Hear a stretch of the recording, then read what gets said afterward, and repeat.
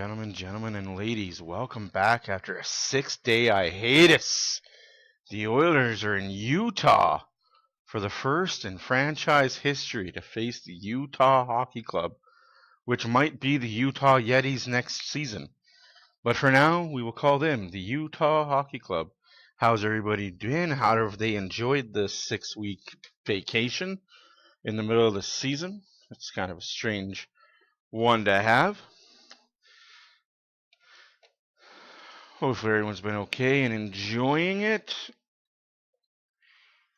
I know I've been busy doing a lot of things, been streaming a lot of NHL 25. Unfortunately, the videos have not made it to YouTube due to copyright infringement and restrictions, which completely sucked yuck ducks. Injury news update. Hyman is still day-to-day. Arvidsson as well. Picard gets the start tonight, as well as Valimaki for the... Excusez-moi s'il vous plaît. Utah Hockey Club. Lots of games going on tonight. We will get to them all. I am looking forward to seeing you guys. I'm looking forward to being here, enjoying life with you. Lubo! You're going to call them the Utah Jazz? You know what? I have called them the Utah Jazz more times than I could count. I am not even kidding you. I have probably called them the Utah Jazz more than I called them the Utah Hockey Club.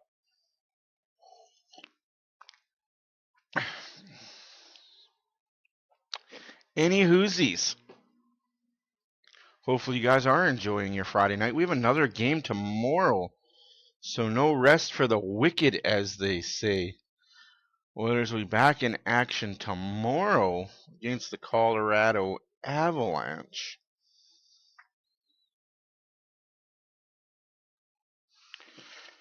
Let's get the national anthems going. So presented by the Utah National Guard. And now, here to perform O Canada and the Star-Spangled Banner, David Osmond.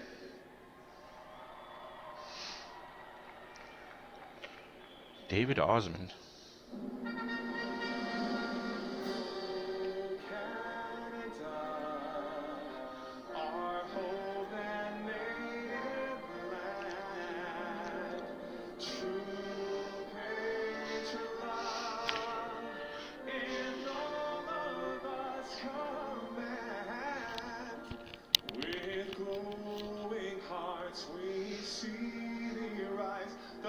True north, strong and free, from far and wide, oh Canada, we stand. Also, new camera setup, new mic setup, new setup, as you can see behind me. Pictures on the wall. The picture you can't see just yet is the Eberle, Hawkins, and Hall picture.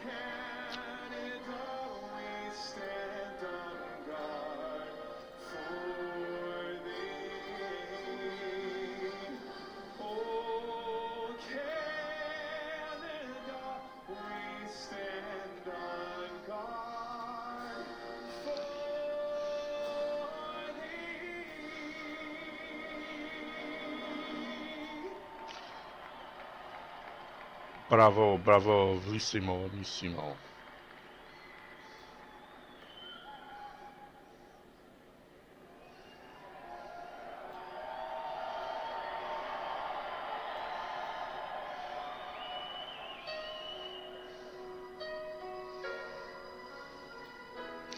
That's right, Thanksgiving rendition. America the Beautiful. Oh, say can you see by the dawn's early light what so proud This is different. at the twilight's last gleaming, whose broad stripes and bright stars through the perilous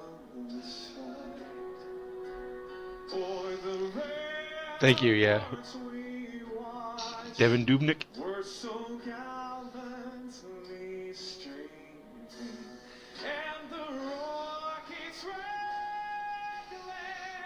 Damn, he's going all in.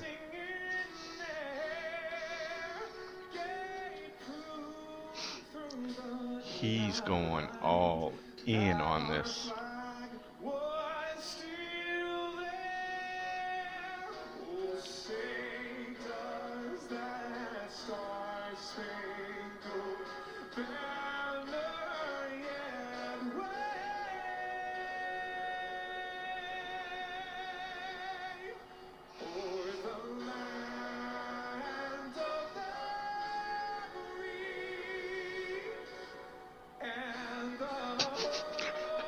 I don't want to say anything negative about it. It was sweet. It was very elaborate. Damn, you sing that good, Adam? That's awesome. Also, before the stream gets too deep, thank you to the 780 Hockey Store for the nice hat, the Deutschland Dangler. Tonight, we deliver a powerful Loyal to my soil. Together, we reaffirm our commitment to the fight against cancer. Utah Hockey Club. I needed a new hat for when I shave. Yeah, he definitely sings a lot of Christmas songs. Absolutely. To beat this disease for our friends, our families, and our Absolutely. Stand up to cancer. Salute to cancer. We all have a reason to fight. Hope you guys enjoyed your holidays away from me and my shenanigans. It definitely was... it was interesting not having hockey. But it was good too. It was good to refocus and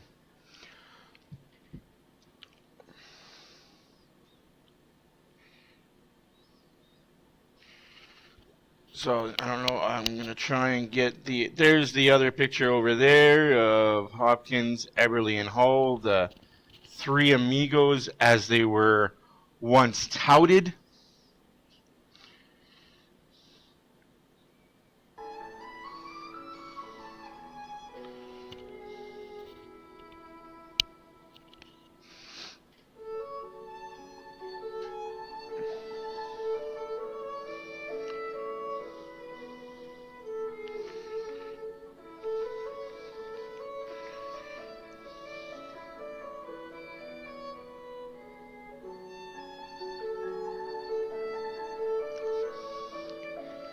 So much for a game starting at 7 o'clock nowadays, hey guys?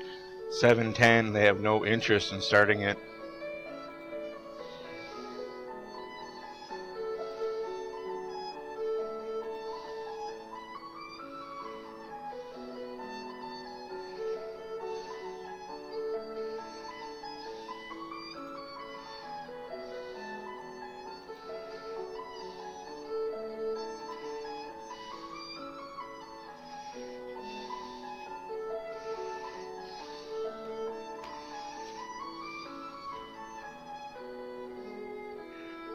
Oh, that's awesome, dude. I don't expect to get them anytime soon, unfortunately, can make a difference.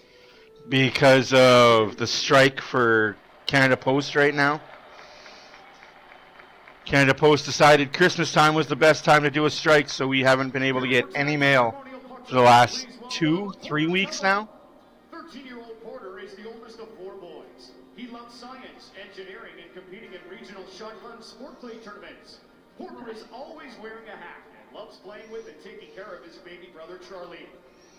What a great big brother. Porter complained of not being able to breathe out of his nose. After multiple consults with a handful of different specialists, 4 blood transfusions, and 3 surgeries, Porter was diagnosed with a very rare malignant sinus tumor. Since having his tumors removed, Porter has received daily radiation treatments at Huntsman Cancer Institute.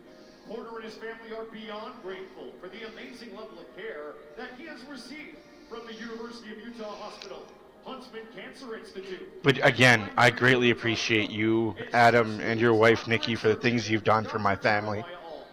I couldn't Finishes his radiation I couldn't begin to thank you guys enough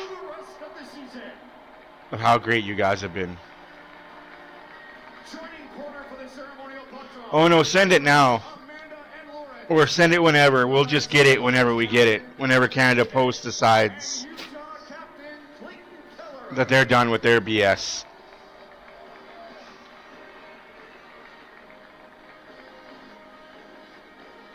And puck is dropped for the ceremonial puck drop.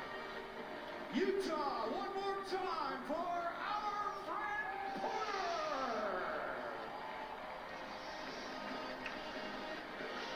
Porter.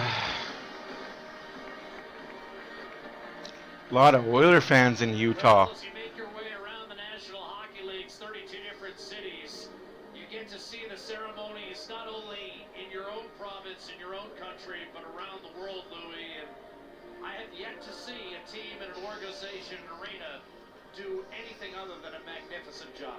Yeah, Delta Center was no different. What a touching ceremony to start this off, with people holding up their cards, who they're fighting for, and obviously the battle against cancer. Just remarkable what, you know, Hockey Fights Cancer does, and young Porter. Woo, bright lights. Face off. Got a big ovation from the fans here as well, but always a night that you remember when it's a young man out there on the ice. Picard does get the start tonight, like I said in the pregame. Oilers play tomorrow in Denver against the Colorado Avalanche, who are playing at the same time right now. So neither team really has the advantage. Maybe Colorado because they won't have that travel. But the Melka will be starting for the Utah Jazz, a.k.a. the Utah Hockey Club.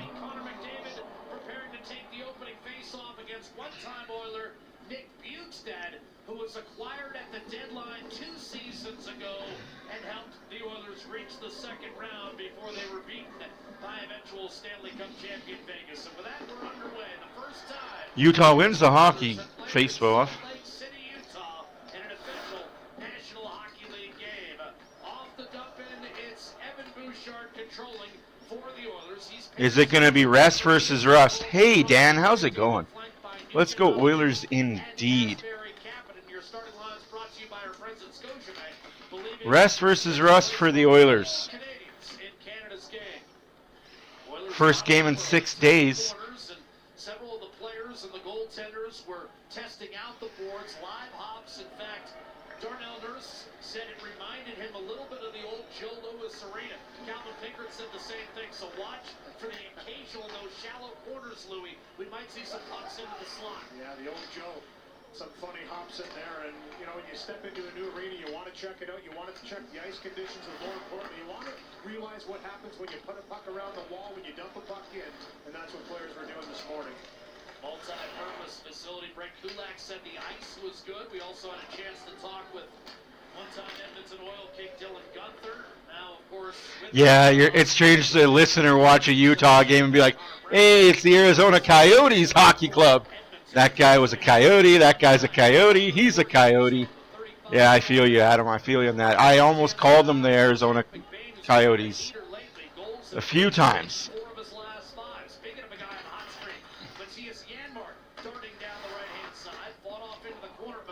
Yeah, you might want to cover that up, Amelka.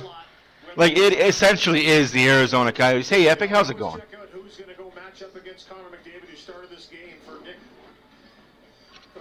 For Chris Knobloch, and you look at Andre Chiarini, he decides to go with Bukestad, who he's used before in this capacity against McDavid. Old teammates in Edmonton, but on the ice, no more friends this time. You're going to see a lot of contact between those two centermen, as it looks like Bukestad's going to get the lion's share up against McDavid. As he should.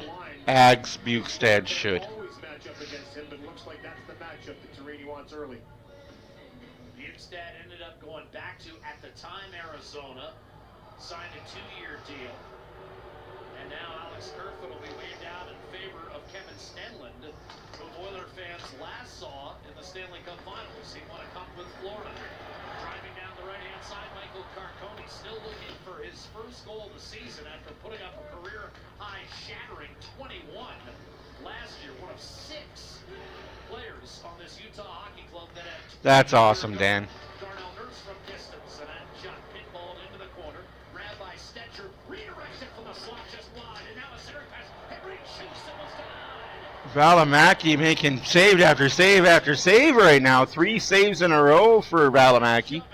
Edmonton are out shooting Utah 3-0. 17:53 left in the first period. Nothing. Oh, tomorrow's game should be a gooder. Absolutely. Lots on the line. I have the standings adjusted over here. Colorado has 26 coming into tonight. Edmonton has 24 points coming into tonight. A win puts the Oilers in 7th place above Dallas and Colorado. If Colorado loses tonight. But as they say, never put the cart before the horse, because you never know what's going to happen in an NHL hockey game. We heard him warming up. We were even warming up a little bit. I was going to say, you really belted it out. Kind of a male version of Liza Minnelli, I thought. Liza Minnelli. Very talented. Off the draw, here's Corey Perry. Operating down low, Derek Rodney, shot by Kulak, slid wide. Shot by Kulak wide, and away goes Utah. Jesus. That's a big hit. I don't know who that is for the Utah Hockey Club. Bulk of the team that makes up the Utah Hockey Club was the final game ever played in Arizona. Here's a quick drive by Gunther. I guess that was Gunther with a big hit. That's a big body, Dylan Gunther. A 6th-round pick in 2018. Quick dish, McBain, cross ice. He was acquired for Newstead. Bortuzzo will send it down low by the Utah Hockey Club. And then Kesselring has continued to thrive, and then Newstead ended up going back to this organization, so it was a 2 for none as it turned out. And when you're pushing it's Missoula, Montana. Oof. That's a place. Yeah, you're right about that. They do give up leads.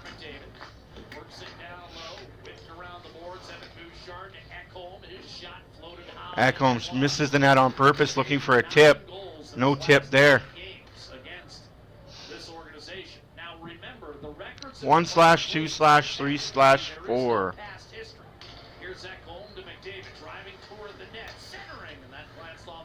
There's no past history as hockey clubs, but hockey players and teams, yes. You could take Arizona as the past history with all the players that are here have played for Arizona.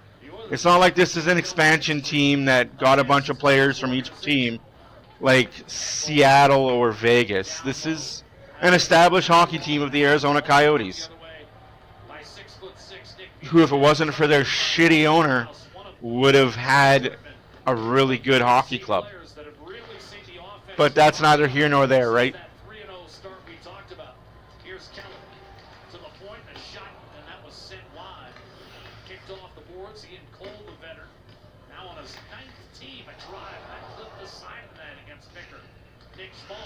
There's your deserve-a-meter. Ref, get out of the way, man.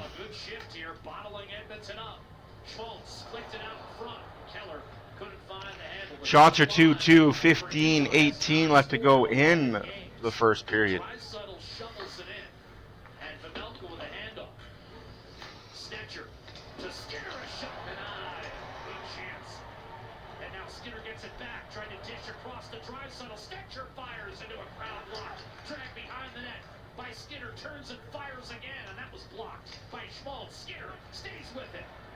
This is the Skinner that should have been playing all season long to start. Doggone bone Jeff Skinner.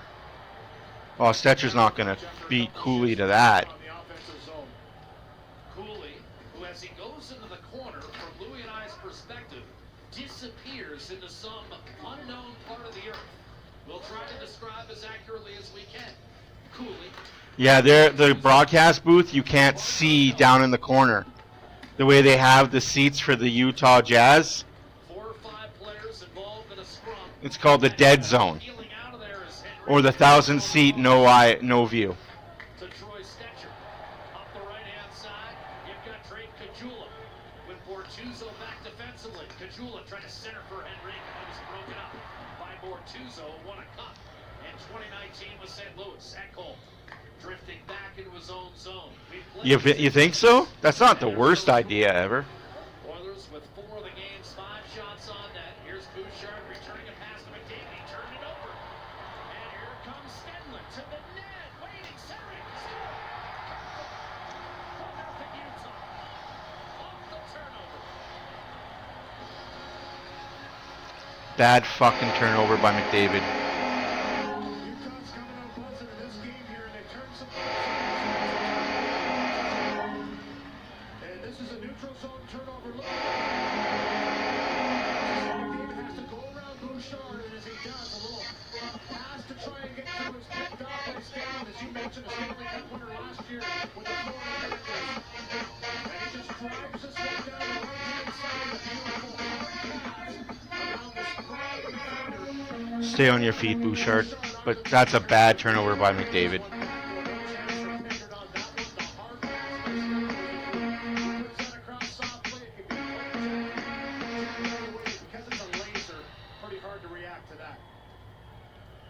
Calvin Pickard beaten by Kerfoot.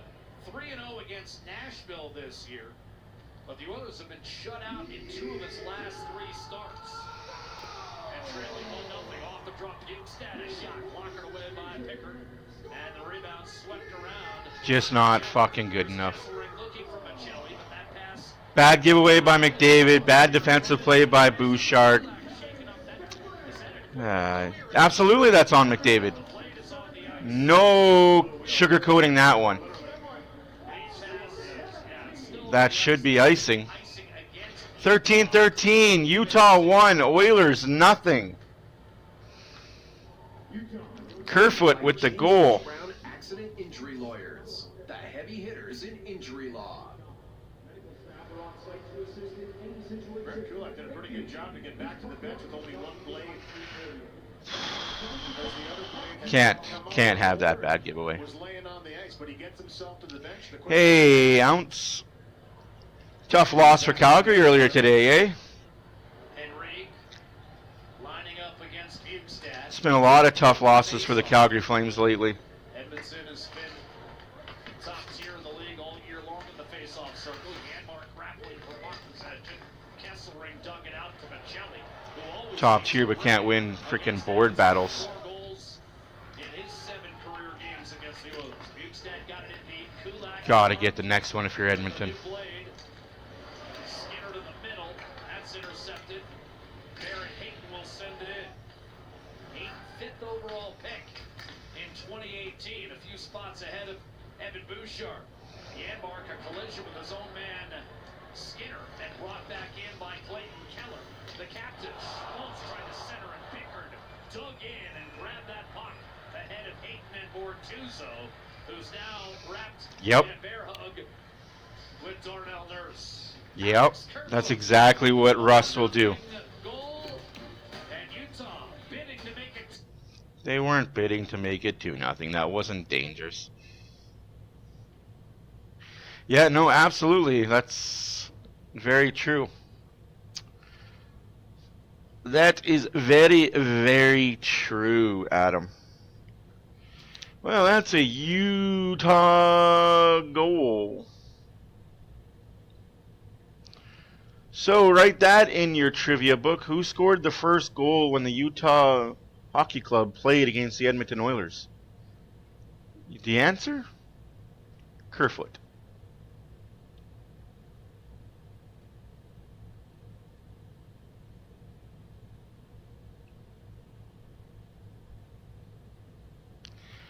One nothing Utah. Hey, Northern, how's it going? How was your 6 days away? Hopefully you got some rest, got to enjoy life and family. Hopefully everybody who celebrated Thanksgiving yesterday got some good turkey. Got to spend time with friends and family and loved ones and such.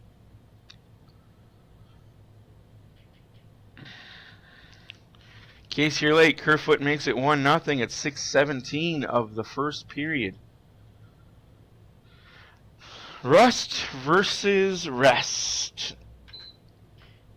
That is the name of the game.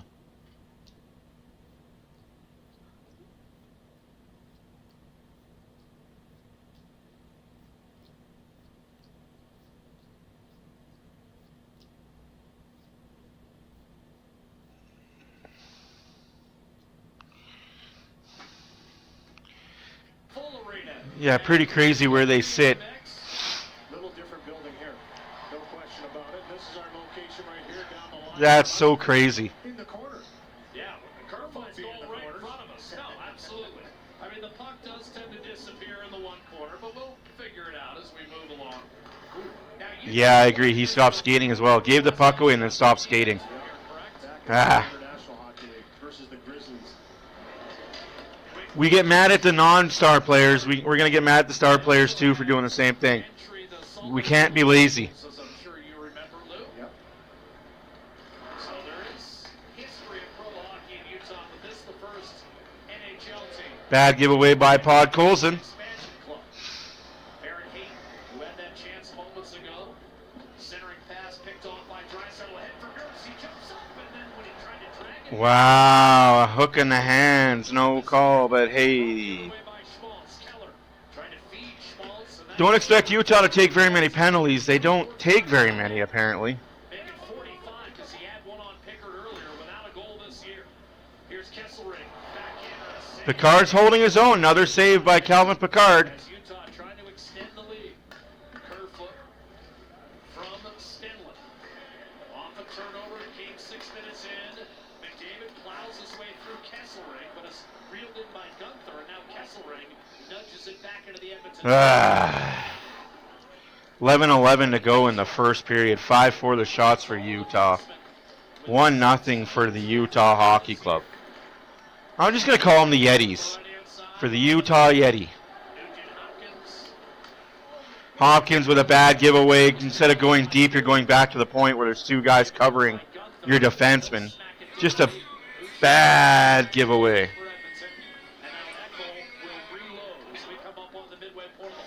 It's hard to talk big with a shotgun in your mouth. Pavelka got caught spinning a bit, but it was laid off the plexi and safely back to center. Ty Emerson, who's seeing a lot of time in a righty-righty pairing with Stetcher. Here's Catullus trying to center. Harrison Kulak, two lefties in the second pair. I'm going to address some rumors that we heard over the weekend. That I'm going to say that over the week that we This year had to deal with that one in the slot, and then Catullus were gone. to the goalpost, and he may be a bit shaken up. There's a few rumors going around. And a few names that were thrown around. Foundation 50/50 presented by I'm going to debunk them all real quick. Support communities across oil country and win big at EdmontonOilers.com/50/50. And Louis, this is why you're glad the goalposts have some give to them. Yeah, no question for Cajula. Blows a wheel driving right into the blue paint here, buzzing the tower. Yippee! 3 shots for Edmonton. 10-10 left in the first period. 1-0 Utah. 5-3 the shots for Utah. And you saw him come out and poke check that one away from Derek Ryan. So Let's reset the deserve to win meter. always say if the goaltender's going to be active, make sure you're throwing pucks aggressively at him and be there just in case he bobbles it. Can you imagine playing in the 50s when I'm sure it's moved to the Utah favorite. Or even early in my career, to be honest. Yeah, 56% for Utah, 44% for... Ooh, that's even worse. 57-42. The ability to come off a little easier, but you could really hurt yourself. No, Sidney Crosby is not going to Vancouver. to Henry. Henrique falls over on the blue line like it just kind of jumped out and said hi to him. Toward Pickard, and he's forced to lay the leather to it with Lawson Krause right on him. And you know the turnbuckle too. We talked about that the other day. You know, guys getting hit into the wall, and That used to be a hard that angle. could be a hard angle, and that could be really punishing a lot of Pacioretty. Everybody remembers that hit by Zdeno Chara.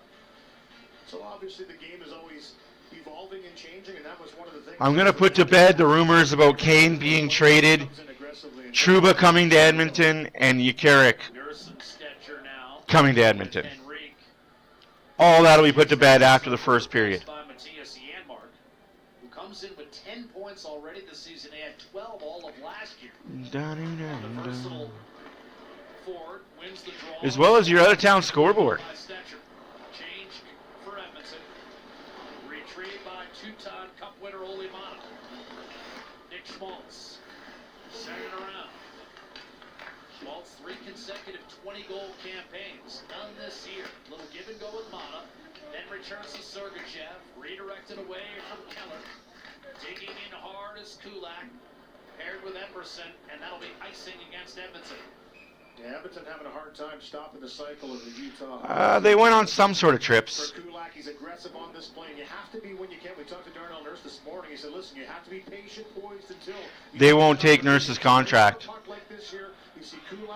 And they won't do 1-for-1 with Fox.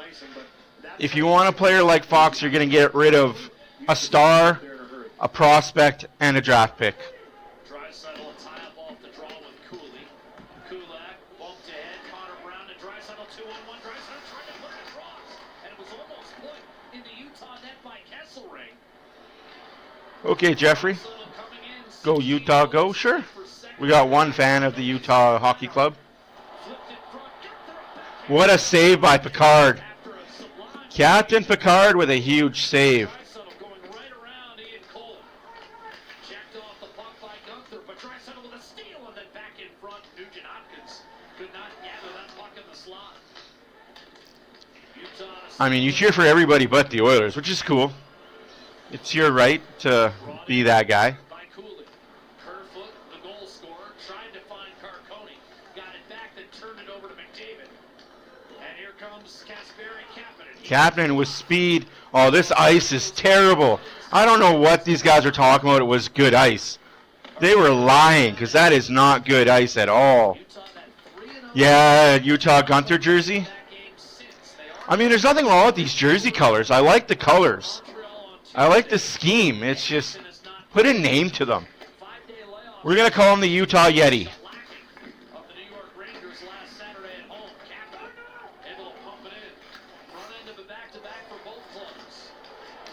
McDavid gets completely interfered with, no call. Like I said, I think Utah is one of the least penalized teams in the league. Bottom 5 at the least. 7 minutes left to go in the first period. 1-0 Utah on a bad giveaway by McDavid. Kerfoot was the beneficiary of some good backdoor passing.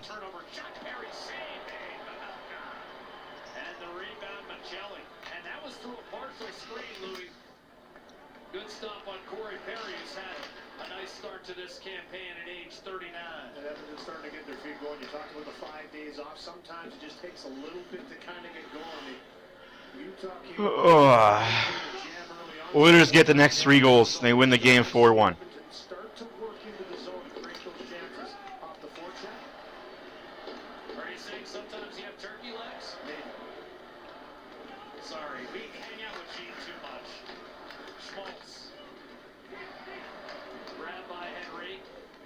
Janmark angled up. I don't like the fact that there was no games on Thursday, Thanksgiving, for American Thanksgiving. We play on Canadian Thanksgiving, but can't play on American Thanksgiving. Makes no sense. And you wonder why the NHL is a joke when it comes to the Big Four in sports.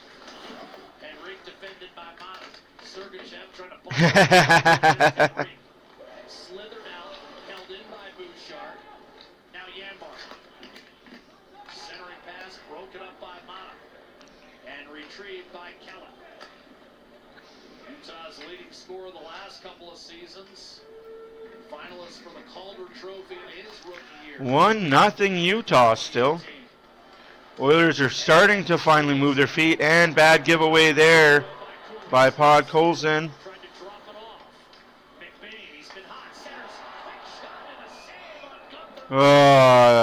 And Gunther frustrated tap on the crossbar. Thank you for that, Dan. Thank you for that. A Quebec Bulldog fan. Interessante poll on that. All right, so because it's commercial break, there was a dumb reporter that reported Evander Kane, when healthy, will be traded from the Edmonton Oilers. Shut up. Nobody likes you. Nobody follows your reporting. The fact that you clickbait and make sure that people, you write that and all the haters of the Oilers click on that, and that's what we get. Evander Kane will not be traded to anybody when he comes back. He will be in the top 6.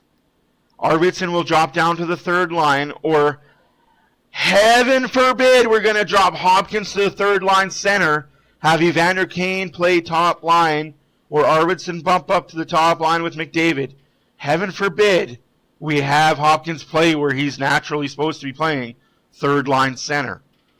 Now, the second rumor with Trouba. Jacob Trouba will not be on a Canadian team for the rest of his playing career. It's not because he doesn't like Canada. It's not because he doesn't want to play in Canada. It's because of his wife being a doctor in the States. Now, I didn't know this until I did some research and asked my friends. If you're a doctor in a country, you can't go to another country and be a doctor there without denouncing your citizenship of the other country. So what's that mean is for her to continue getting a paycheck and do a living, she has to stay in the States, and I don't see him leaving his wife. No, I'm okay with that too. I'm okay with that too, Epic. I am A-okay with that as well. So for Trouba and his wife to be happy wife, happy life, he's going to play for an American team regardless of where he gets traded to. He will be traded to an American team. On American Thanksgiving, and it was a great The third thing, David Jiricek. The asking price for David Jiricek is a top 6 winger, a prospect, and a first-round draft pick. Too much. Too much. Fuck.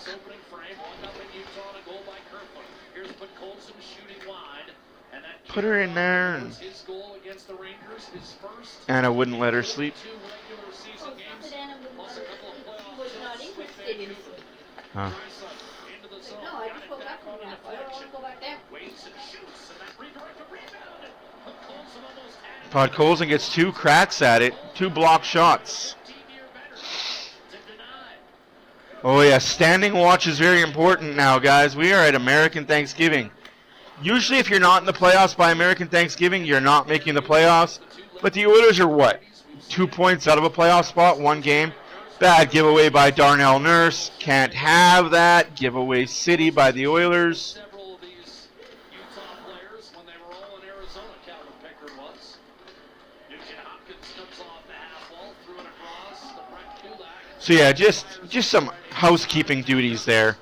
Trouba, due to his wife's working, can't come to Canada to play. Well, he can, but then he's going to be away from his wife for 6 months at a time, and that's not a relationship. That's not a marriage, being away for months and months at a time from each other. And she's not going to stop working because she's a doctor. So that's just not happening.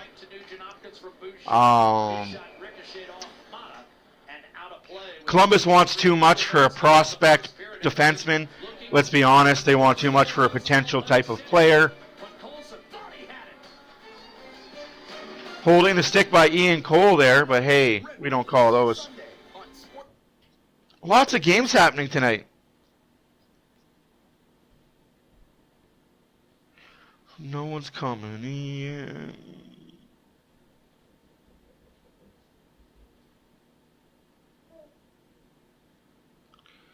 So yes. What else is being touched on? Oh, as far as everybody complaining about why haven't the Oilers made a move for a defenseman? Cost. Too much. Too much money. Too much. Teams right now want ransom prices for a rental player. Wait till the trade deadline. No panic moves. I like the fact that this management team isn't panicking because they're going to overpay. You trade now, you're overpaying. You trade at deadline, you got a chance to overpay, but you won't overpay as much.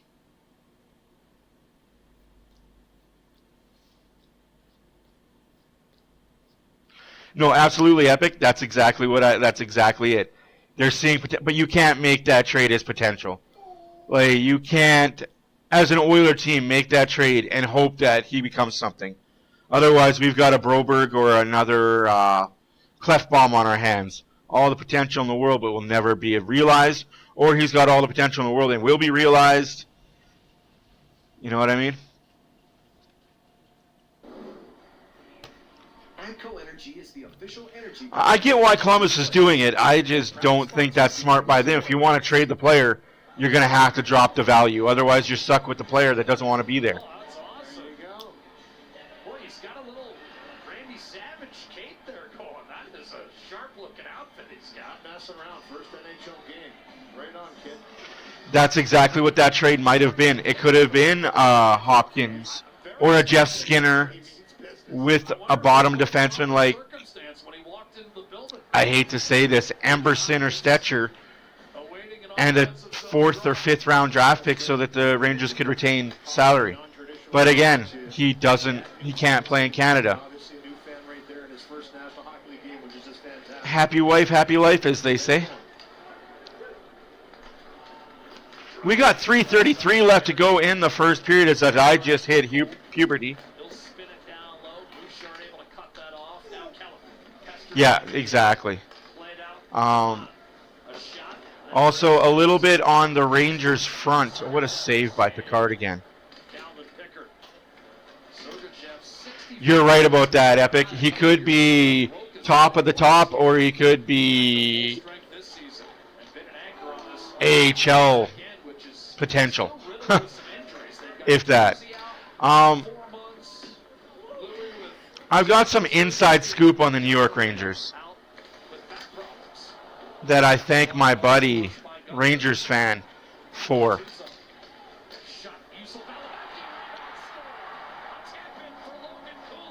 That's goalie interference. That's goalie interference. 2-0 Utah.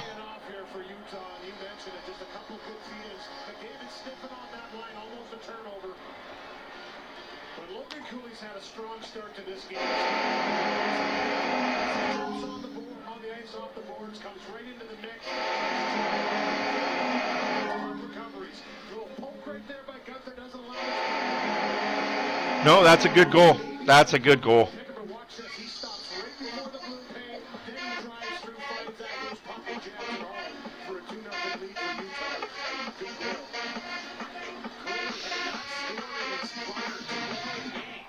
Oilers better wake the fuck up. Wake the fuck up. A year ago, that's Juuso Välimäki's first point of the entire season. He had gone 16 games without showing up on the score sheet. Reinserted into the lineup tonight, Louis. We were a bit surprised. They sat Maverick Lamoureux and Välimäki. 2-0 Utah. 3 minutes left to go in the first period. Time to wake up, you bunch of bums.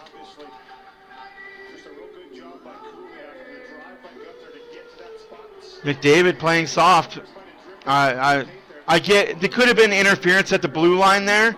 McDavid was trying to go around the guy. The guy ran into him. But like I said, Utah is one of the least penalized teams in the league.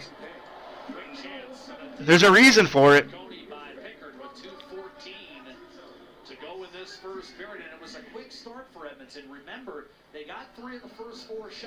13-4 of the shots for the Utah Hockey Club. 2-0. Waves. And, we talked about the fact they're a great team in the offensive zone. Andre Torini has talked about they've dominated teams. They haven't gotten the scoring that they feel they should get, but that's going to come. And it's about the process for this team right now. They went out and got some veteran defensemen on the back end to solidify it. 6 Stanley Cups among Sergachev, Cole, and Mata. They picked up from Detroit. And Bortuzzo. Again, there's another cup in 19 with St. Louis Blues. So they just wanted to inject that Stenlin in the 4th line center, another Stanley Cup. They knew they had young skill, needed to be surrounded by some veteran players. And been there on Cooley by Draisaitl. Well, yeah, Cooley's holding him and like Cooley's hooking him all the way up the ice. Like, when are you going to call something, ref? You can't just waterboard your way down the ice anymore. Extra move by McBain, and the puck does not get out for Utah. 90 seconds to go. A reluctant change for Perry and Derek Ryan. And now a shot from distance, and that clipped the goalpost from Dylan Gunther. That was from the blue line. You can shoot him. Mata bangs it back in. Ekholm and Michelli do battle. Bukestad trying to create space for... Wow. Fucking get your stick down. Just bear hugging McDavid. But now Whatever. defensively. Tough night, ladies and gentlemen. Tough night. Bouchard. I don't know. 1 minute remaining in the first period. All Utah right now, but the Oilers are buzzing right now. His second goal of the year. The other came in St. Louis. Krause sent it ahead for Machado. Again, That was some shot. this team gets away with a lot of holding, a lot of hooking, and a whole lot of grabbing. I thought it might have caught where post beats crossbar. Here's Sergachev. Final half minute, first period. You could hope for the horn, but I don't think there's a horn coming. They've earned it. Nurse to Bouchard. Cole up the gut. Carried in by Keller. Driving toward the net. Keller spun it back. And there it is. Oilers are not moving their feet at all. The captain Man, just jelly legs out there. moves it toward Keller. Pinballed off the end boards. Peyton with time running out. That's it for the first period, folks. 2-0 Utah after 1. What a joke.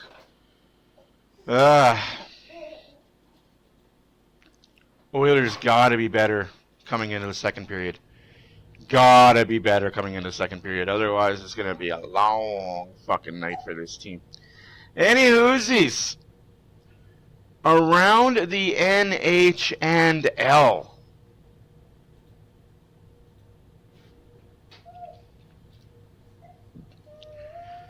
A lot of scores. 14 games in total. We're going to go through the finals first, and then we're going to talk to the ones that are in action. Make the final 3-1 Philadelphia over the Rangers. Wild 3, Blackhawks 2. Canucks hold off a late charge by the Buffalo Sabres in overtime. Canucks 4, Sabres 3. Devils beat the Red Wings 5-4. The Capitals beat the Islanders 5-4 in overtime. The Florida Panthers double up on the Hurricanes 6-3. The Blue Jackets mollywhopped the Flames 5-2. The Lightning beat the Predators 3-2 in overtime. The Kings beat the Ducks 2-1. The Sharks handled the Kraken 8-5, and the Penguins hold off the Bruins 2-1. Games that are going on right now, the Golden Knights of Vegas have a 2-1 lead over the Winnipeg Jets, and the Dallas Stars have a 1-0 lead over the Colorado Avalanche with 5 minutes left to play in the first period. The Jets Golden Knight game is 10 minutes left to go in the second period. Here in Edmonton or Utah, 2-0 Jazz over the Oilers. 13-5 are the shots. Not good. Not good enough. This team needs to be better. Plain and simple, this team needs to be better.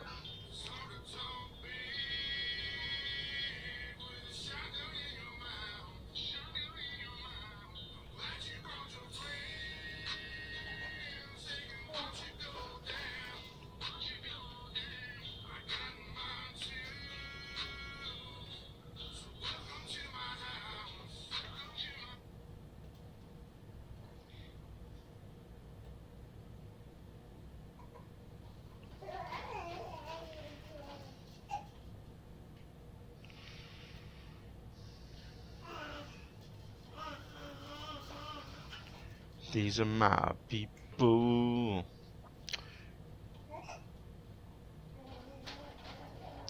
No, it wasn't a perfect period, but it's been the microcosm of the Oilers this year. They can't score.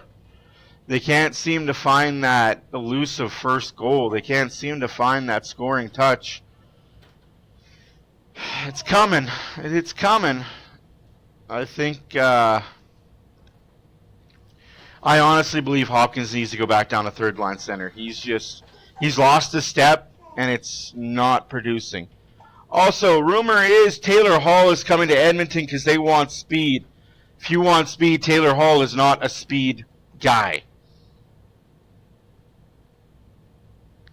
Let's be honest. Taylor Hall and speed are 3 years away from each other.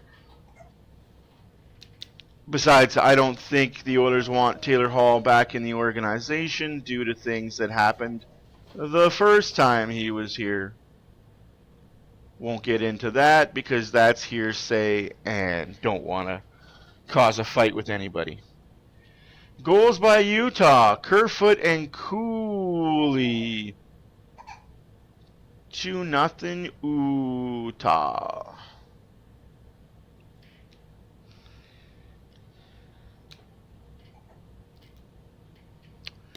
Turkey legs, laziness, tardiness, just not good. Call it what you want to call it that first period. That's what the Oilers were. They're just not good enough.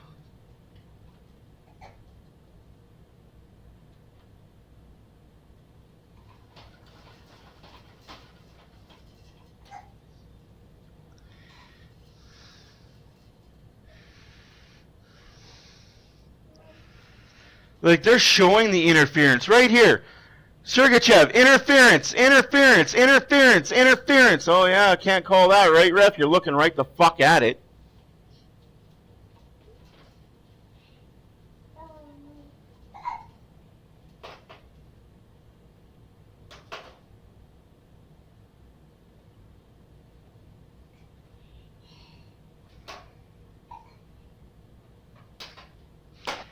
I wish I had turkey yesterday, my friend. I wish I had turkey yesterday.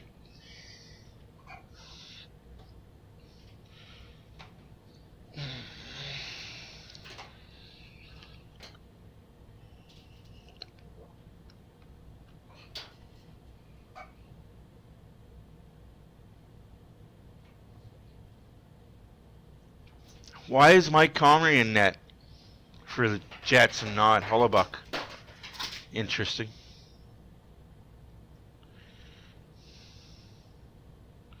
I really hate Connor Garland. The guy's a little prick.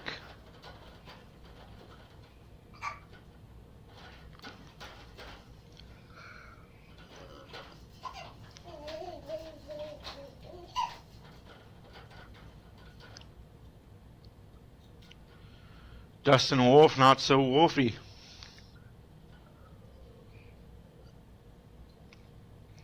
Oh, what a play. What a play by Tampa Bay on that.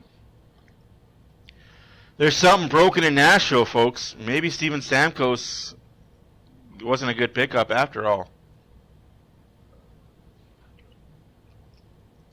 I do like these Washington Capital jerseys. The one with the Screaming Eagle on it.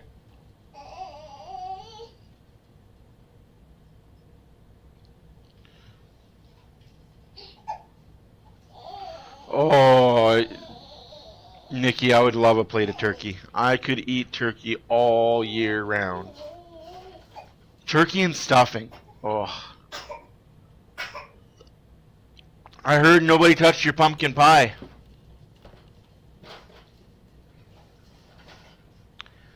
What a shot.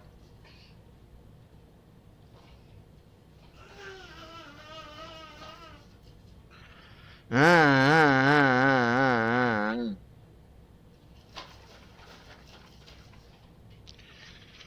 one's coming in. Not backing out. It's hard to talk big with a shotgun in your mouth. Oh.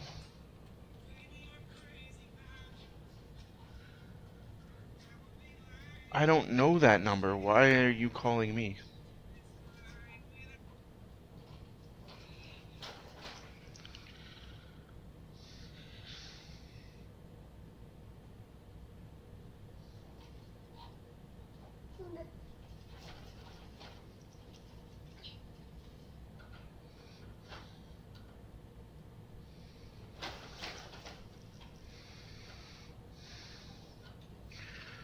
Oh. Sorry, that's my sister calling me. Excuse me for a second, guys. That was actually important.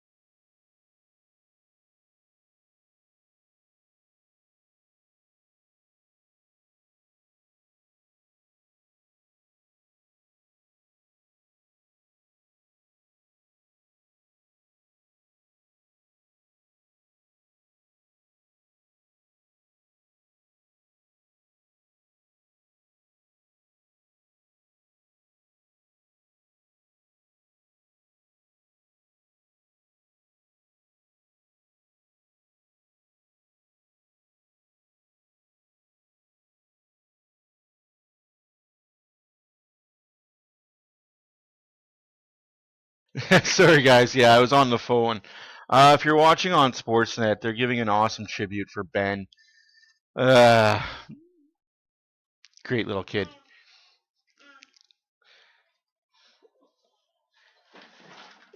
Yeah, my sister calls at the most inappropriate times, and you guys don't need to hear her side of swearing and everything else. No, you're not coming to me. You're not coming to me, you spawn demon.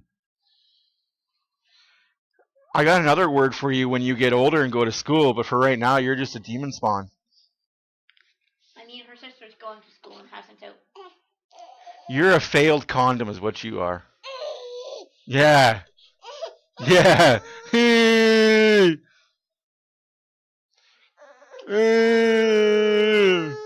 Go to sleep. Do you really want to come see me, or do you just want to be a nuisance? You can't grab it. Things. She's like, what? What did I say? Do you trust fate? Do you like to tempt fate? Do you like to tempt fate? Do you like to tempt fate? Just me, or does her chest feel a little warm? It's just you. Okay, upstairs you go play. You go play, we give you some mangoes. That isn't the food. You just... Alright. She just attacked the mic. Yeah, sorry guys, I took a phone call. I don't take phone calls too often, but my sister's having a hard time. And X are the only exception. My sister's having a hard time to adjust with life without my mom. Unfortunately. Second period, Oilers need to be better, should be better, better be better. I'm gonna wear the hat here. Oh yes, in case you guys missed it, thank you to 780 for the loyal to the soil hat, the douche land dangler.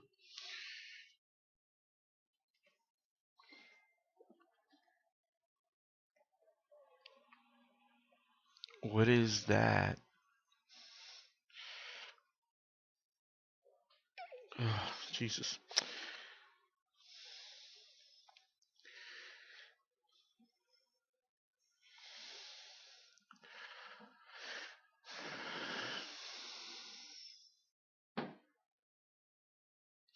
Hey, Rio. Hey, that's okay. It's okay. It's all right. It's 2-0 for your new favorite team against the better team. And although Utah took the boots to the Oilers for the first period. No whitewashing, no wishy-washy, no nothing. They took the boots to the Oilers for the first period. I will not say otherwise.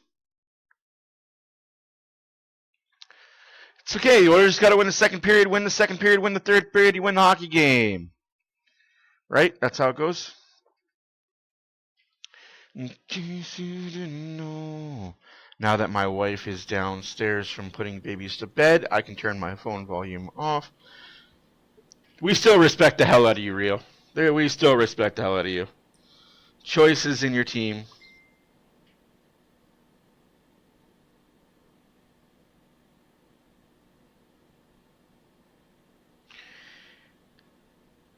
Choices in your team aside, we still love you.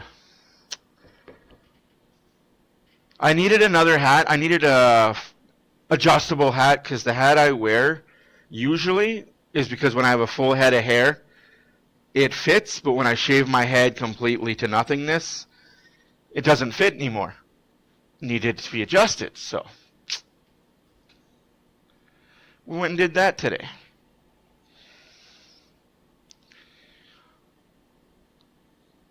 Two times more fiber with the SpaghettiOs. 35 seconds and puck drop. The Oilers in recent weeks have improved their play in the first period. Why a step back tonight? Are they think they were maybe overwhelmed a little bit by Utah and the way they came out, the way they were skating. Maybe the 5 days off, regardless. 5 days off is a big reason why they came out flat. I do believe they have to start spending more time in the offensive zone. They create some chances. Adam Henry, you see there. Utah 2, Oilers nothing. A great A between the hash marks, but they just couldn't fool the milk in the first period. And credit Utah for keeping that penalty. Shots were 12-5 for the Utah Hockey Club. Logan Cooley's second goal of this game was a nice one because it was a shot. He got himself there and he did not interfere. So he did interfere. That's the thing. And underway here at the Delta Center with the Oilers having been outshot handily in that first period, officially 12-5, and the Oilers struggled early and then sent one trickling on net. Almost a goal there by the Oilers. Finally, they got something going. And able to be squeezed by Carl Vejmelka. Positive opening shift of the second period for the Edmonton Oilers, who are looking to raise their record to 12-9-2. They've gone 5-2-1 in their last 8. And again, for both clubs, the front end of a back-to-back, both will be on the move. Utah in Vegas tomorrow. Edmonton will be in Vegas on Tuesday, but first things first. Must be nice to be Vegas and Colorado. Get back-to-back games, but you don't travel anywhere. Redonkulous. Seems like all the Oilers back-to-backs have them traveling. And obviously have to still be patient at the same time, push a little more to spend some more time in Utah's zone. Barrett Haight blew a wheel. McDavid from Bouchard got it back and then tried to put it over on Kapanen's stick. That was poked away and then Bouchard's pass. Bad play by Bouchard there. Was stolen from behind by Barrett Haight. Keller down low. Yeah, the next year team, they're going to be the Utah Yeti. Corralled behind the net. Kapanen just sent Haight to the ice surface. Cleared ahead by Bouchard. Could not snake it through. He was looking for the home run to McDavid. Flipped back in by Schmaltz, and both teams will make line changes. Opening minute gone by. Second period. 2-0 Utah. The Utah Yeti are going to be what they're going to be called next year. I fully believe that. On the puck, brushes off Connor Brown, forced out wide by Stetcher.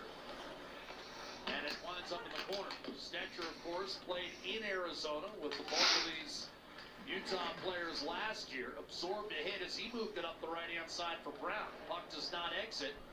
Darnell Nurse streaks over, lays it off the plexi, too far for Draisaitl. Icing against the Oilers, 18-24 left in the second period. Look at our Napa major part of the game. Brought to you by Napa Auto Parts. Yeah, Epic, they're still on that shit. Just talked about the turnovers in that first Yeah. period. Nice pick off by Stenlund in the neutral zone, leads to this 2-on-1. And a beautiful pass across the curve that leads to the 1-0 goal. Turned over the start of this whole sequence in the offensive zone. Eventually led to that goal by Cooley. For Edmonton, we've seen it already a couple of times in the first. Draisaitl backhand pass to the middle, gets turned over, going the other way with Logan Cooley on the ice. For Edmonton right now, it's important they don't force plays. Have to drive the puck deep, work off the cycle, and get some shots on Vejmelka. Steered in by Kerfoot. Nurse will bank that off the wall to Corey Perry. And again, Nurse was mindful of those live hops. That's not ordinarily a play you'd see Nurse make, but knows it was going to get the strong kick out to Perry, who's now stymied at center, but still managed to muscle it in. Ian Cole has it twisted off his stick. Derek Ryan and Perry in on the forecheck. Malamaki has trouble clearing. Cole with Vancouver last year to Stenlund. Ran into a solid check from Emberson and Drake Kajula on the puck for Edmonton. This is his. Oh, that's a penalty? No, of course not. Definitely cross-check followed by a huge hit. He doesn't not only have a goal, he doesn't have a point in his last 14 games. Coming off 3 consecutive 20-goal seasons. Oilers can't get the puck out again. Ay, ay, ay. This fourth line is just hemmed in right now. Rouse hunting, taken against the boards by Emberson. And now Kulak freed up. Lost one off of Derek Ryan, but he was not at center. So this will be another icing call against the Icing against the Oilers, and their players have been out there for almost a minute and a half. Garbage. Slash one, hold one. Just a bigger guy reaches in, finishes the check, that turns over, and leads to that chance from the high slot. on a good chance right down Main Street.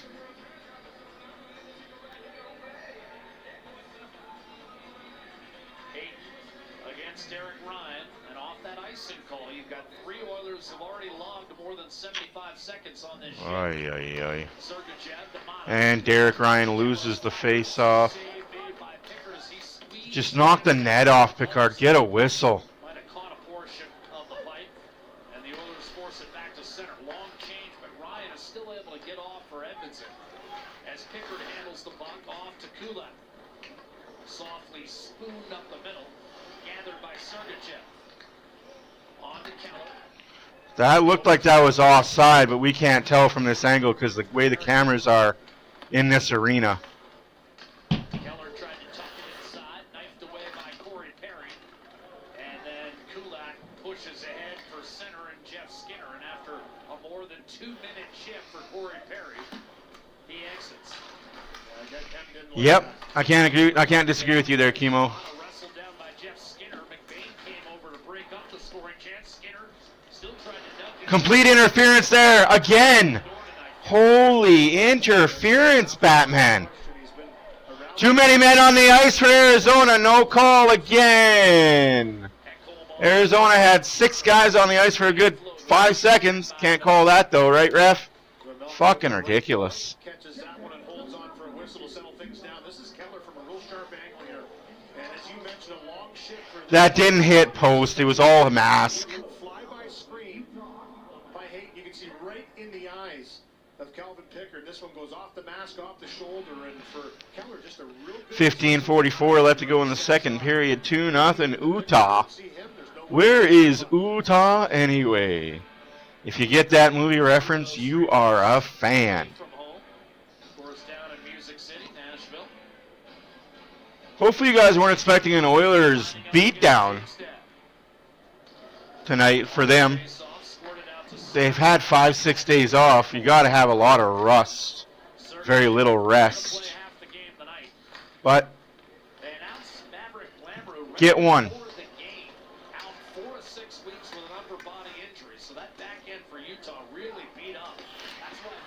I don't understand that talk, Epic. I was never with that talk. Who's going to get the first one? People don't realize how good the Utah Hockey Club is. They bolstered up because they could. The owner for the Arizona Coyotes screwed that team so bad and left so much money. Get out of the way, you fat fuck, ref! Psycho play for the Oilers. Ref steps in front of McDavid. McDavid pretty much body checks the ref to the ice. The fuck do you want from him? Fuck 34, you useless piece of shit.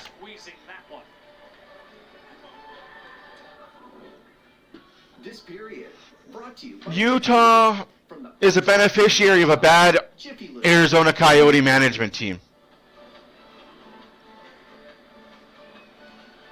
Get the fuck out of the way, man. David and the official, just a little spin to get out of the way. That could have been a lot worse if both of them didn't see each other. Not hard to have It could have been a lot worse if McDavid decided to actually body check the motherfucker, which he should have. Absolutely, and something you don't give them enough credit for. They have Turnover and a quick chance for Connor Brown. Forced wide. What a giveaway by Sergachev of all people. Now it's Stetcher. Darnell Nurse's shot does not make its way. Utah went and got a bunch of veteran winners, and it shows. Back-end veteran winners. Backing his way toward the blue line, Stenlund to Carcone, and his shot rocketed off the plexi. They got all the young forwards, but they went and got the veteran back-end players to help out. Down low, Nurse squeezed his man off. But again, guys, this comes back to you can suck for a decade and build your team, and then you're really good. Oilers did it. They sucked for a decade, built their team. They got McDavid, Draisaitl, Nurse, Hawk. Say what you want. They got good players, and now they're a good team. It's all cycles of the NHL. You suck for a long time, and you get 1 or 2 good years. You better hope you capitalize on those 1 or 2 good years. Thankfully for the Oilers, the 1 or 2 good years turned into 5, 6, 7, 8 good years. Rifled on that by Stetcher from near center. Taken by Yeah, I don't know what it is either. They can't give this guy run support. Barrett Hayton worked up the right-hand side against this Utah top line. Shoveled on net. A save made by Pickard. Rebound Yanmark. Hayton to Schmaltz. Couldn't get the shot away. Utah Hockey Club felt there should have been a penalty. What do you mean? You mean the first one that should have been called against the Oilers that wasn't? And you got away with 5 your own? Shut up. Oh, here come the Oilers, hemmed in the fucking zone again. Here's Kesselring. Wound around through Barrett Hayton. Here's Kulak. Rammed it off the boards. Yanmark a bouncing puck. Ian Cole ahead. Hayton. Now it's Schmaltz. Over to Keller. Sharp angle shot. Fought off by Pickard. Rebound. Schmaltz, tough pass. Off his left skate. Held in Sergachev. Schmaltz shoveled in front. One-timer. Not much on it from Keller. Got back on the extended shift. Moved on to Mata. His shot. Eaten up by Pickard. It's all Utah all the time right now, guys. I got nothing nice to say about this game so far. And change to play. Clayton Keller. A one-timer fought off by Pickard. 12 and 11 left to go in the second period. 2-0 Utah.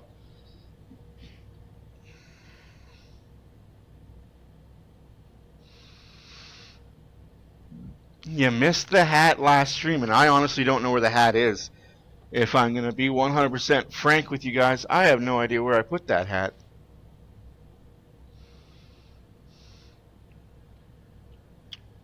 Oh, wellsies.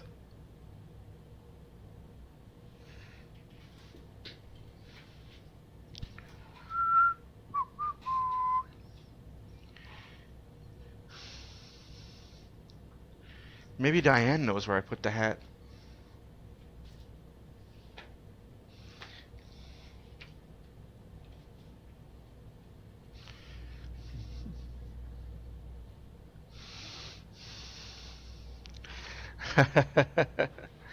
I found the hat.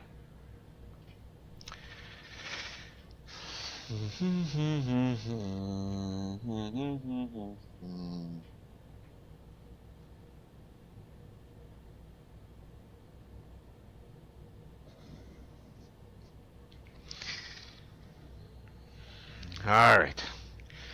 Got the Santa hat on.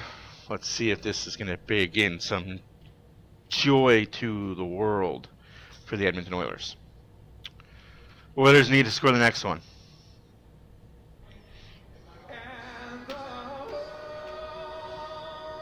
Yeah, that anthem singer went above and beyond what his duty was. Jesus. I'm taking selfies with David Osmond, stirring renditions of the American and Canadian national anthem. David Osmond. 17 countries said when he was a young man, he would often come up and play Klondike Days, Louis and Jack, in Edmonton. Very nice, and of course, his father, Alan Osmond, and many of us grew up with Donnie and Marie.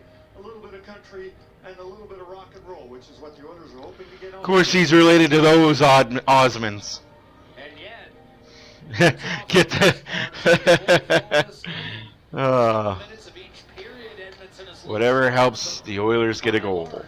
It's been Utah's night thus far. A lot of hockey to be played. Come on, Kapanen. 2 minutes remaining as Kapanen from Nugent Hopkins. Threw it around the boards. Ekholm's shot. Stick save made by Vamelka. Shots for 18-8 tonight. McDavid with that puck. Taking a few hops on him. Krause with a clear to Bukes. This ice is garbage. And now, The Utah Jazz do play here in this building. Michelli lofted it back in, and thus far that matchup, Louis. Third line of Utah mostly able to neutralize. Bukestad tried to drag it in front. Cole defending against McDavid. Poke checked away. McDavid loses the puck again. Utah has too many men on the ice again. He's had some good looks tonight. Jesus. Done his best work against Dylan Gunther. And now McDavid. Cole and Kesselring back, rolled in. Vamelka's going to shoot that up the left-hand boards for Logan Cooley. He scored the second goal for Utah late in the first period. Sent ahead for Gunther. And chopped back in one more time by Edmonton. Kajula will skate into the puck, wrapped up and smoked against. That was a hit from behind if I've ever seen a hit from behind. That was a hit from behind if I've ever seen a hit from behind. What the fuck? Hand pass in the neutral zone by the Oilers, so that'll be a face-off in the Edmonton zone. No penalty. Go look it up, guys. I believe, if I'm correct, Utah is in the top 5 for least penalized team in the NHL. They don't take penalties. Boarding, hit from behind. You call it what you want to call it. No call. And Sergachev from Mata. One-handed in by Carconi. Mata backing off as we approach. I'm not surprised by the lack of calls. Oilers enter tonight 2 points out of the last wild card spot in the Western Conference again. 60 games. I'm not upset by it. I'm not surprised by it. I'm just numb to it. Podkolzin! Right back in it, he says.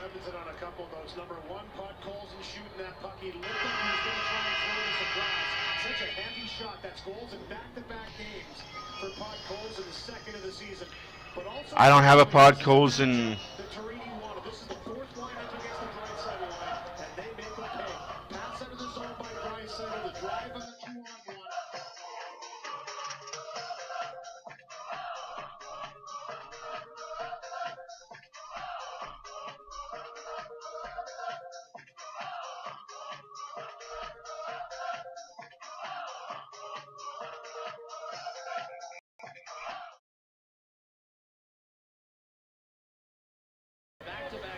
I gotta get the Podkolzin goal thing. I gave it to Diane, but I forgot to save it for myself. There's also a new power play thing coming.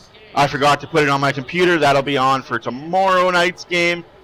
Vasily Podkolzin makes it 2-1 Utah. Unassisted, apparently.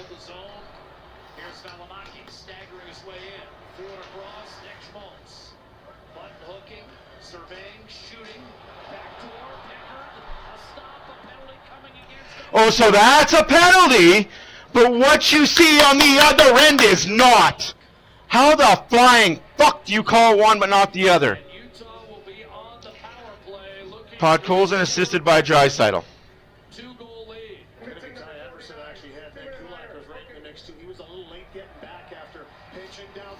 Bullshit. And Stetcher. So that's a penalty, but the clear board in the freaking corner is not. Harvey's knows Canadians are open-minded. Some look at a burger and say, Not saying it's right. I'm just saying it is what it is. mild or wild. We say it's always up to you. Harvey's. It's a beautiful thing.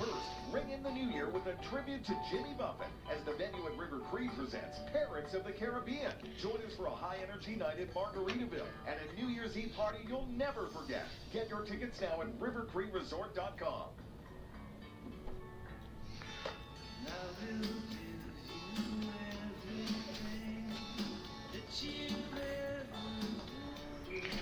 If they get the next one, the hat may be the ticket, and I'm stuck wearing the hat for the rest of the year.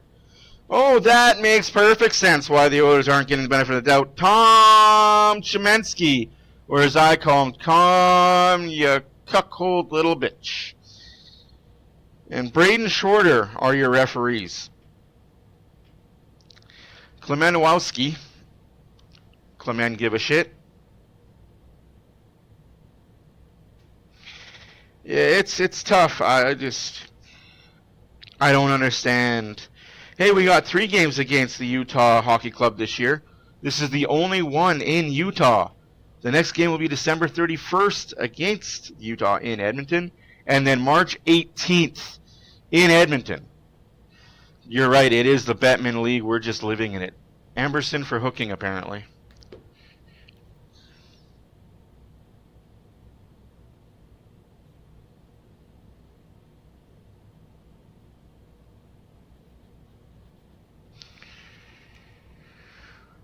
No sound. What happened to the sound?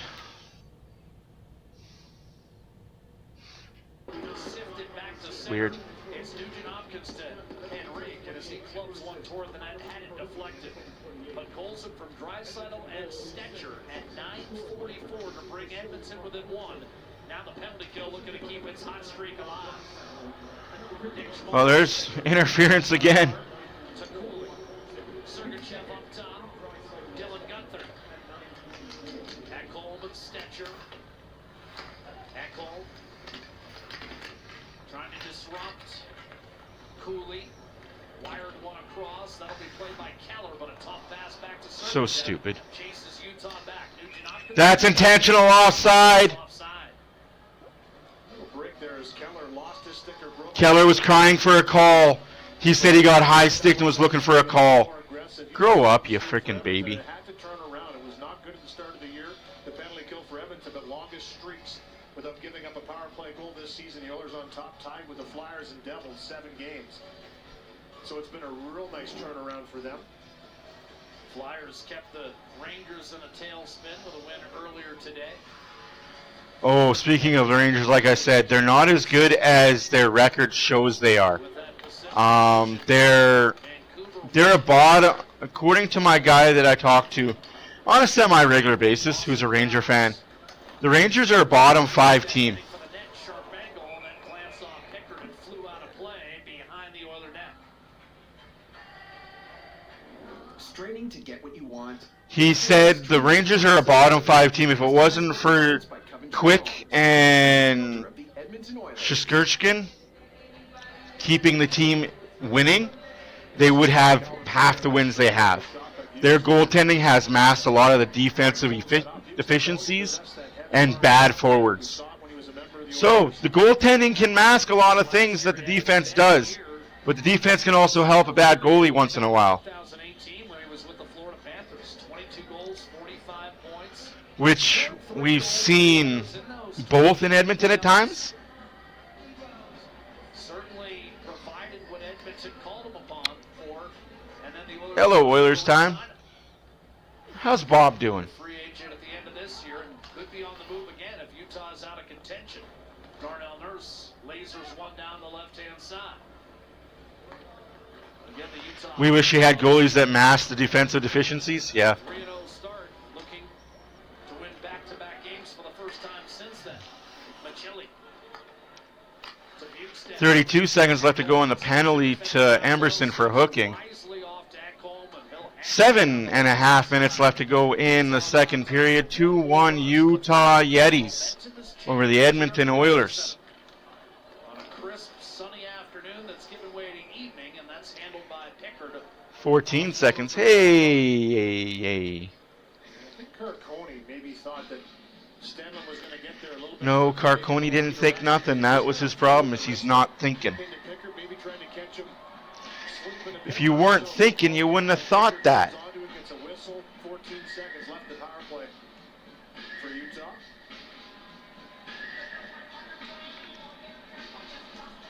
Hayden off the draw, in the slot. Nugent Hopkins guides it down the left-hand side, and that'll be all for the Utah power play. Make it 17 17 in a row killed by the Oilers. Sergachev with a handoff to Clayton Keller.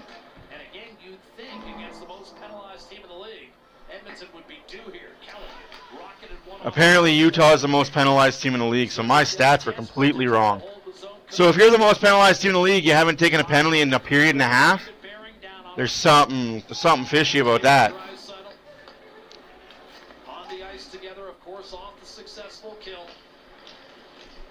Draisaitl and Nurse ahead for Corey Perry, the third member of this unit. Perry trying to pause. Oh, you got one! Oh no, you're going to call Perry, aren't you? But instead it's going to be Mata for interference. Oh, okay. I thought you were going to call Perry for that. So my stats are wrong. Thankfully you guys don't stat check me. They just did. Now an Oiler power play, and suddenly this game could be tied. Who has the Doritos tonight? I don't have Doritos, but I do have loaded cheesy garlic bread. Corey Perry to get down that wall. Little chip in charge. He's so good at that. I lied. I'm sorry, Epic. I lied. I'm a fucking liar. 2 for its last 17. Matched up with a Utah penalty kill that certainly had plenty of practice, but at 77% is in the bottom third of the league. Most penalty minutes, second most times shorthanded, second biggest discrepancy between time on the kill and time on the power play. Off the draw, Nugent Hopkins lays it off. All right. Nugent Hopkins down low. Perry trying to go back door, broken up, and then Perry's just got to shoot that. Bouchard's glove. No, I agree. Out of all the calls that could have been called, you call that. Yeah. McDavid. David gets freaking. Nugent Hopkins. Shoot that, Boosh. Just take shots. Fuck, we gotta become T-Pain. Shot, shot, shot, shot, shot, shot, shots. Everybody. Tight angle, save Amelka. Bouchard. McDavid, just Oilers just standing around. Briefly, able to regain, dish, Nugent Hopkins, moving. Draisaitl passed on the shot. Just Bouchard, freaking. McDavid. And that shot went off the stick play, Nugent Hopkins. Bouchard didn't take the one-timer, McDavid. One-time score. What a bounce, what a goal. 3 on Neon Draisaitl. The doucheland dangler makes it 2-2 Oilers. That shouldn't have bounced to him. That's just lucky. But we take dumb luck.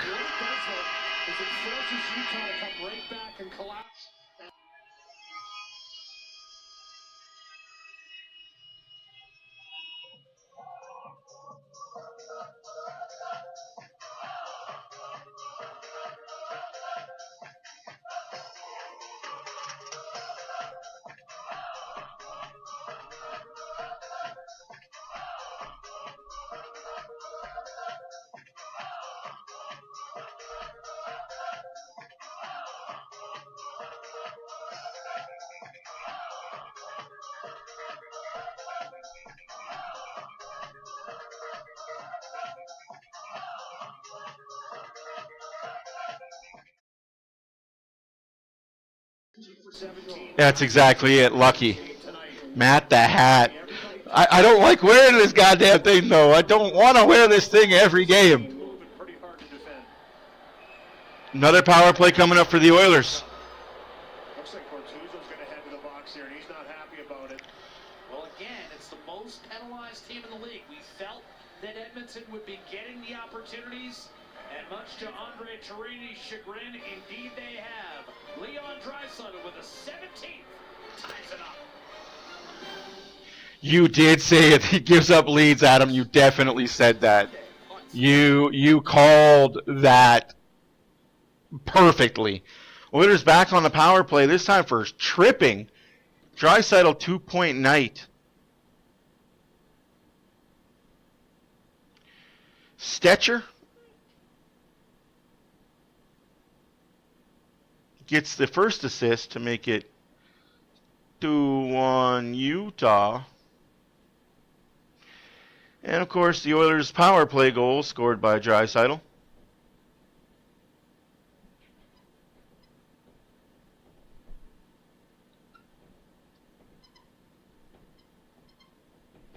Oh, I'm going to need markers. Assisted by McDavid. Oh, please last to just this.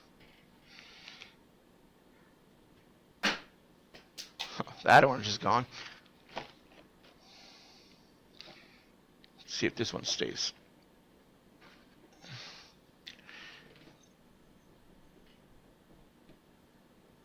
Oh, it's not the right color though. David and Bouchard.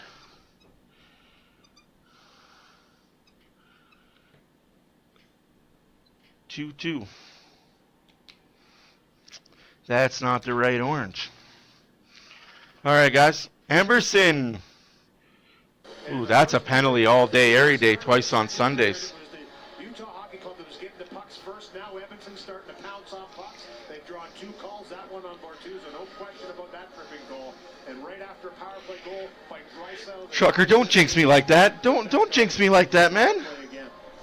Andre Torini just steaming on the Utah bench.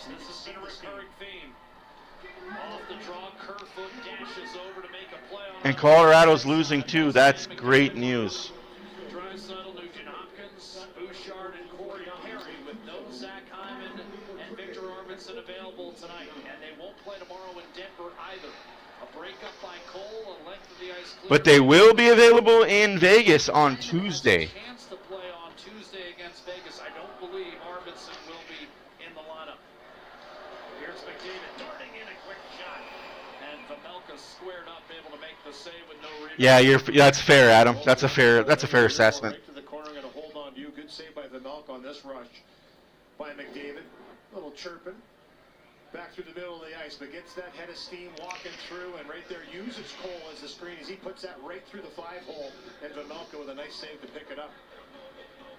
Draisaitl to dig in. With his 17th, now second, all by his lonesome in the National Hockey League. Scored his league-leading 18th for Florida. Oilers time. I really wish I could take this hat off. I'm not a Christmas guy at all. You have no idea how much this is hurting me to wear this hat. Trust me, it is hurting me a lot more than it's hurting you guys to wear this hat. Diane can attest to how much I hate Christmas before November 25th. Sorry, before December 25th. I'm starting to fold and get to December 20th with the Christmas stuff, but Bouchard kicks it back to Draisaitl. Now McDavid will take it in around Sergachev, trying to put it between the wickets of Ian Cole. A leaping Corey Perry knocked down a clearing attempt and stuffed it down low for Draisaitl. Nugent Hopkins kept it alive. All right, we need better cameras. I'd prefer an end-to-end camera in Utah over what we're seeing here with the Perry almost tips that home. Feeds Bouchard, gets it back. Nugent Hopkins. You're right, Lubo. When that guy wants to turn it on, there's nobody quicker than him. To the front of the net. Chipped out, but held. Kept in. 32 seconds to go on this power play. 4 minutes left to go in the second period. 2-2's the score. 22-11 are the shots for Utah. Token pressure. Bouchard looks for a lane. McDavid in front a second time. Still battling. Perry, one-timer, and a block shot by Sergachev. Save the How does he block that? What a save. Scores! Connor McDavid! Make that the 3-2 hockey game! Don't give this team power plays. PK is woken up. Power play is woken up. The red light is going off. Just not allowing passes to get through. They were looking for Corey Perry a couple times in front. Ian Cole with a terrific stick took at least one tap in away. But Edmonton stays with it. This block by Sergachev, just terrific. That saved a goal. And for Edmonton, they have not done to the first 22 games of this season.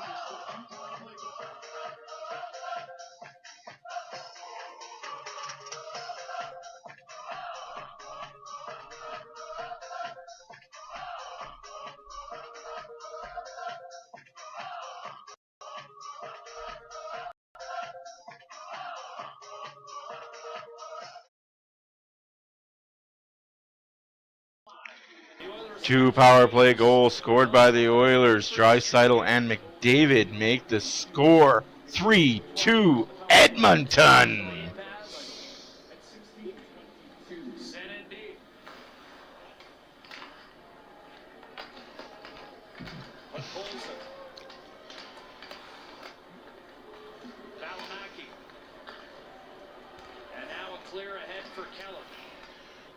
Did that say Perry Bouchard with the assists?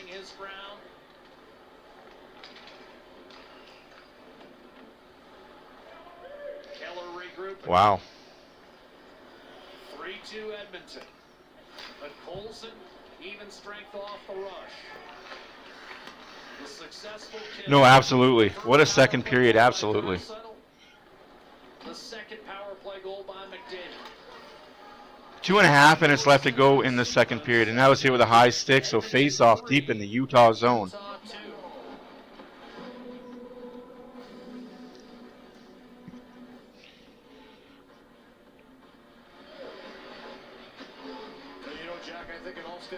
moving the feet. We talked about Edmonton not It all stems from moving the feet, Jack Michaels. first few shots, but then Utah's took over that period. And we're up 2-0 heading into the second. But as the second period has gone along, Edmonton started to move their feet. We talked about getting the pucks first, drawing a couple calls, getting into the mix, and capitalizing on the power play. Well, and again, when you put up historic numbers on the power play over the last 4 years, you don't expect to go 22 games without getting 2 in a game. But what a time to do it. And the Oilers have turned a 2-0 deficit into a 3-2 lead in the span of less than 7 minutes. 7 minutes, 3 goals. Yard ahead for Capita. That's what power plays do. This crowd in the neighborhood of 15,000 in the process. Again, official capacity is 11. You know what? I would wear that. I would wear a Santa hat if it had an Oilers logo on it. I wouldn't wear it all year. No, nay, nay, nay, nay. But I'd wear it more than I would wear floppy toppy. 2 minutes left to go in the second period. Shots are 22-10 for the Oilers. Sorry, for Utah. Scores 3-2 for the Oilers. Stop on Carcone by Picker. Very lively crowd has been quiet. Really quiet. Carcone. Bortuzzo. Valimaki. Sent in deep by Stenlund one more time for Carcone. Kerfoot got away with a little bit of interference there. It's okay, just get the puck out. Don't care, get the icing if you need it. Time to clear. Tried to hit Connor Brown. Pass too far and a very late icing call. And the linesman acknowledges he may have been a shade late there.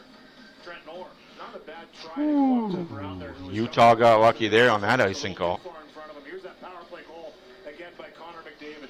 Great move around. Jeez. You can see the box for Utah has to really settle in, and because of that, you allow McDavid. I like Corey Perry on this power play. Get Hopkins off it, get Hyman on it, get Perry on it. You got 2 guys net front presence. That's a shit ton of people. 1 minute remaining in the second period. 1 minute remaining in the second period. Turned over. Gunther fires, and that was just wide. Valimaki has it kick off the corner boards. He did not get out. Derek Ryan stays with it. And less than a minute to go in the second period. Edmonton looks for more. Nurse sends one off the boards, then off the side of the net. Cooley will come up with it. And it's Utah playing from behind for the first time all game. At a 2-0 lead halfway home, and the Oilers erupting behind. There's one more thing that I have to put to bed for what happened last game. That I'm very pissed off that some fans think that it's a problem. Draisaitl and McDavid now have combined for 7. You are not getting me an Oilers hat because they're like 30, 40 bucks. Save our money. 5 seconds left to go in the period. Oh, thank God that was recorded to the corner.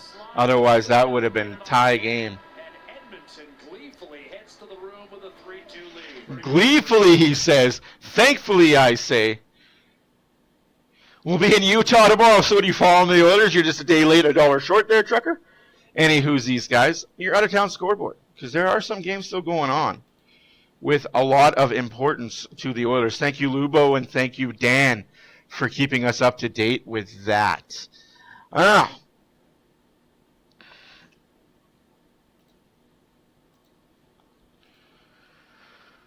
Whew. Jesus. Jets 3, Knights 3. 5 minutes left to go in that third period. 5 minutes left to go in the second period in Dallas. Stars lead the Avalanche 3-1. In Utah after 2, Oilers 3, Utah 2. And the other games are all finals. I will go through them again, just in case you were not here for the first intermission. Hey, Edmonton Oilers are good. You are good to go. Hopefully you saw my lineup for the franchise mode that I have. Yes, every team has legend players. Every team has 3 forwards and a goalie, or 2 forwards and a defenseman. Each team have 4 legends on their teams. except for Seattle and Vegas. Obvious reasons for that. Anywho's, out-of-town scoreboards that are final. Flyers beat the Rangers 3-1 in Philadelphia. In Minnesota, the Wild hold off the Blackhawks to win 3-2. The Vancouver Canucks hold off the Buffalo Sabres, winning overtime 4-3. The Red Wings lose to the Devils in Detroit 5-4. The Capitals beat the Islanders 5-4 in Washington. In Carolina, the Panthers 6, the Hurricanes 3. First time the Flames have been in Columbus since the Johnny Gaudreau tragedy. Blue Jackets 5, Flames 2. Lightning 3, Predators 2 in overtime. Not looking good in Nashville at all. All that high-paying salaries going to shit there. The Kings beat the Ducks 2-1. The Kraken lose to the Sharks 8-5. Oh my God, the Sharks are streaking. The Sharks are streaking. The Penguins 2, the Bruins 1. That's it. That's all up to date for you all. The Oil Kings aren't doing that bad at all, actually. Again, very interesting state in CHL hockey that regards that they're looking at having NCAA teams join, or American teams, not necessarily the NCAA teams, but American teams join the CHL more so than they are right now. Yeah, but that's how I got my +5. Interesting story with that. Putting McDavid on the first line was only a +3. Having him on the second line gave me a +5 on the first line and +4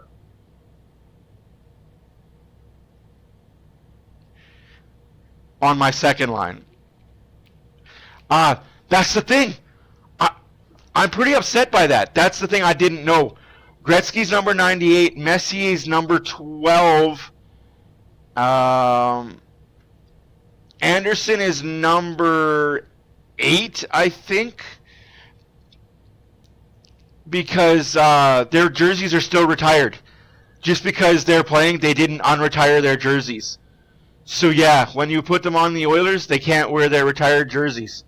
I found that out simming a game. I simmed my preseason game and I watched the preseason game and I was like, why is Gretzky 98? Why is Messier not 11? Why is Kevin Lowe number 5? That's awesome. That's awesome. I do have my own franchise that I created from scratch, the Saskatoon Serpents. Our farm team is the Regina Rams. The Serpents play in the Viper Pit. The Rams play in the barn. I will stream some of those because, I'm kind of bored at night sometimes when I'm awake and I don't want to go to bed with Diane. But I kid. I'm going to start recording more on Twitch so you guys can see the franchise mode there. And I'll try and get it so I can record it and add it to the YouTube. I did some the other day and it wouldn't allow me to transfer over because of copyright infringement with the YouTube side.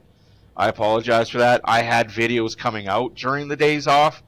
Just unfortunately, all were copyright, and sucks for me. She sent me a link. I have options. You know what? That's awesome. That is awesome. That's exactly what you got to do. I have options.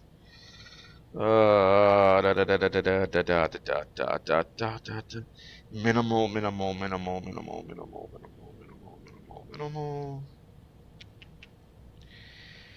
You know what, Diane? I like the FUCO Edmonton Oilers logo color.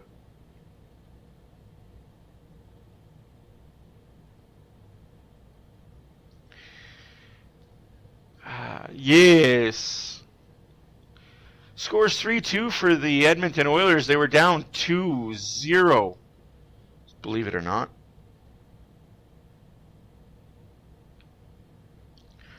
We got Ripley's Believe It or Not. Vegas 3, Jets 3 in the third period.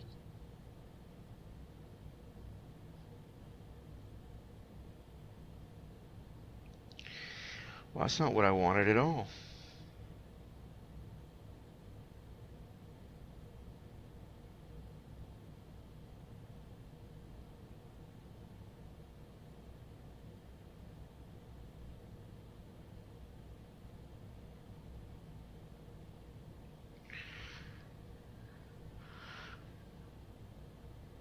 Ooh, LA almost lost that game. That could have been tripping.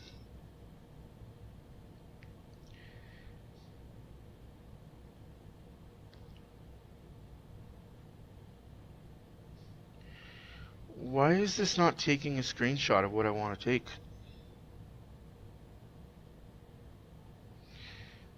There.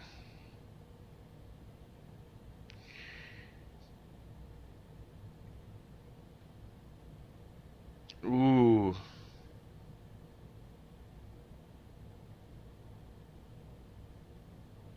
No, not the one with the snowflakes.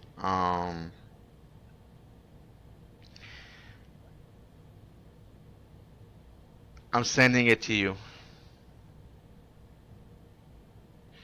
Dude. Again, our thoughts and prayers are going to you, Jay. Like,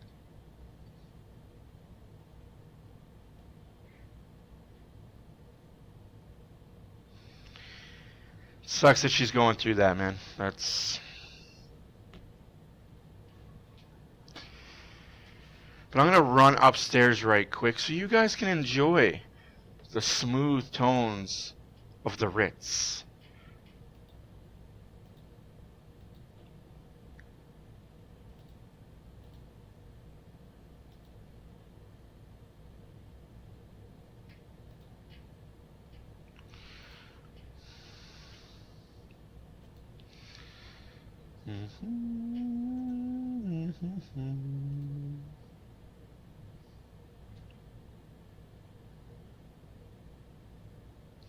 Shots on goal in that period was 10 for Utah, 7 for the Oilers. So still being outshot, but scoring goals helps mask everything. No, absolutely, man. Like I say, you guys, and I don't say this just to blow smoke up your guys' butts. You know that. You guys are a family here. You guys are like family to me, and I will treat you like family. We'll fight, we'll bicker, we'll bitch, we'll whine, but at the end of the day, I got your back. You guys enjoy the rest of the intermission.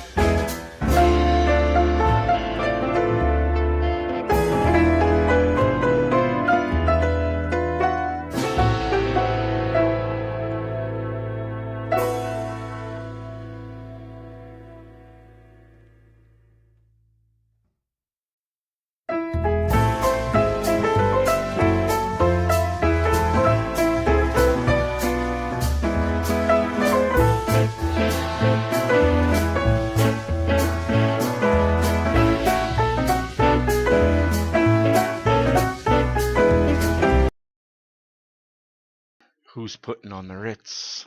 Thank you, ladies and gentlemen, for being here. My name is Matt, as always, for Oilers Fan Reaction. If you're new here, push the subscribe button. If you've been here before and you're pretty hesitant to do, please push the subscribe button. Leave a comment, like the video, go check out our past content, and check out our future content as well. Trust us, we don't bite hard. We're about to start the third period. Utah 3, Oilers 2. Nah, I kid. Oilers 2, Utah. Oilers 3, Utah 2. I'll get it right the third time. In case you missed it, Kerfoot got the party started with a goal in the first period, followed by Logan Cooley 2-0 Utah after 1. Second period, Draisaitl, Podkolzin, and McDavid. 2 for 2 on the power play are the Oilers. 0 for 1 on the power play is Utah. So both PK and power play are sitting at 100 for the Oilers. Bouchard has 2 assists. Draisaitl has 2 points. And that's all she wrote. What a shot by McDavid, though. What a shot. Shot. Everybody. They did that last year. So just goes to show you it's been a long run without scoring a couple. Corey Perry picked up the second assist on that McDavid goal, his 12th in that second period. And that goal gives Edmonton a 3-2 lead. 3 goals against for Utah, prolonging what has plagued UHC all year long, and that's been the second UHC or UTA. 31-17 as they see their 2-0 lead evaporate. Now Lawson Krause goes to work. That's why goalies should just stay in the net, let your defenseman play the puck. From behind, Utah Hockey Club 1-9-1 when trailing after 2 periods this year. Kapanen up to McDavid. And he'll launch one toward Vanelka. What a play by McDavid. Play by the Utah goaltender in the opening 30 seconds of this third period. Smart play by Vanelka there. That was on purpose. Vanelka. Quick little shot by McDavid. He was looking for anything left over, wanted to engage and get on the forecheck, and he just redirects that. We talked about him being a right-handed catcher. So with the left hand, he just deflects that up over top of the glass, settle things down, some fresh legs get on the ice. And it's also about the legs that go off the ice in the form of Connor McDavid, but now Leon Draisaitl, who scored his 17th to tie it. McDavid untied it. It's the 15th time McDavid and Draisaitl have scored a power play goal in the season. You guys are amazing. The Oilers are 12-0-2 in the previous 14. Usually a good omen. But Olsen crowding off the draw.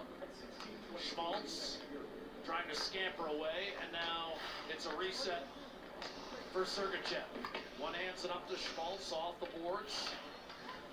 3 times this year, the Oilers have not closed it out when leading after 2. Keller batted down by Draisaitl. Nick Schmaltz tracked by Darnell Nurse. The shots through 2 periods, 22-12 in favor of Utah. Yeah. Alvin Pickard has given the Oilers a quality start yet again. Quality start again, exactly that. He's given the Oilers several quality starts, and the Oilers have not give him puck support, or as they say in baseball for starting pitchers, run support. Directing traffic. And now shot in by Valimaki. Pickard's going to be forced to cover this one. Gene Principe. Woo, 23-13. Ben Stelter and his legacy in oil country. Tonight's Oilers 50-50, presented by Rogers, is in support of the Kids with Cancer Society and the Ben Stelter Foundation. The jackpot is currently at $217,100 and climbing fast. Get your tickets now at edmontonoilers.com/50. 50-50. That was impressive. Gene conducting the interview while shaving, and I mean that was a significant stash. Wasn't quite like that scene in Airplane where he caught himself up in the washroom, but good job. I mean, it had some thickness. That was a pretty good stash turned in by Gene. In this, his 57th year. Got third. Gene Principe is 57 years old. Chopping it in. He doesn't look a day over 70. Immediately sent out by Kulak.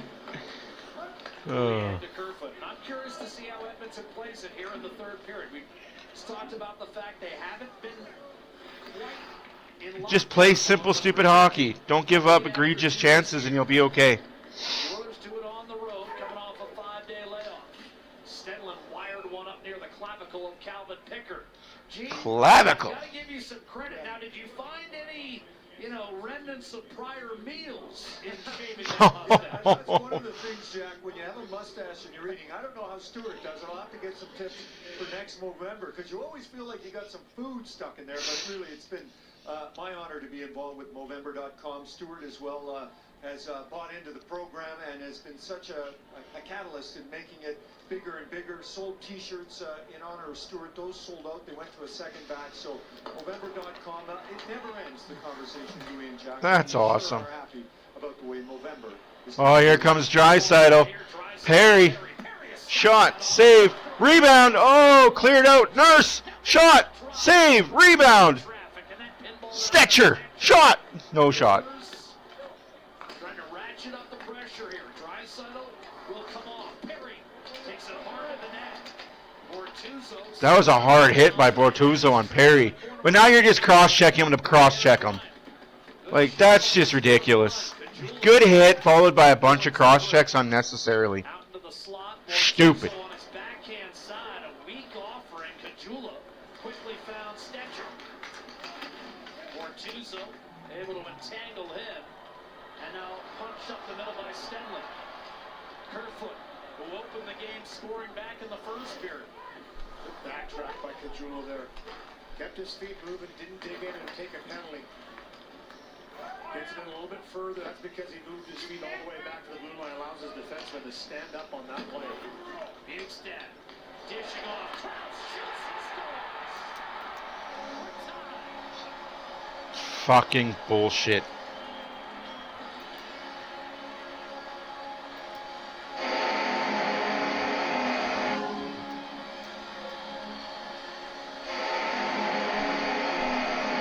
Oilers get caught here, getting moved to the bench, and for lots of hasn't scored in the last 14, I should say, so 15, and it's a big one for his team. They're moving up the ice now, reversal in the switch back to Kraus, and he just buries this. That's going to 20 or more. Bouchard, you got caught again.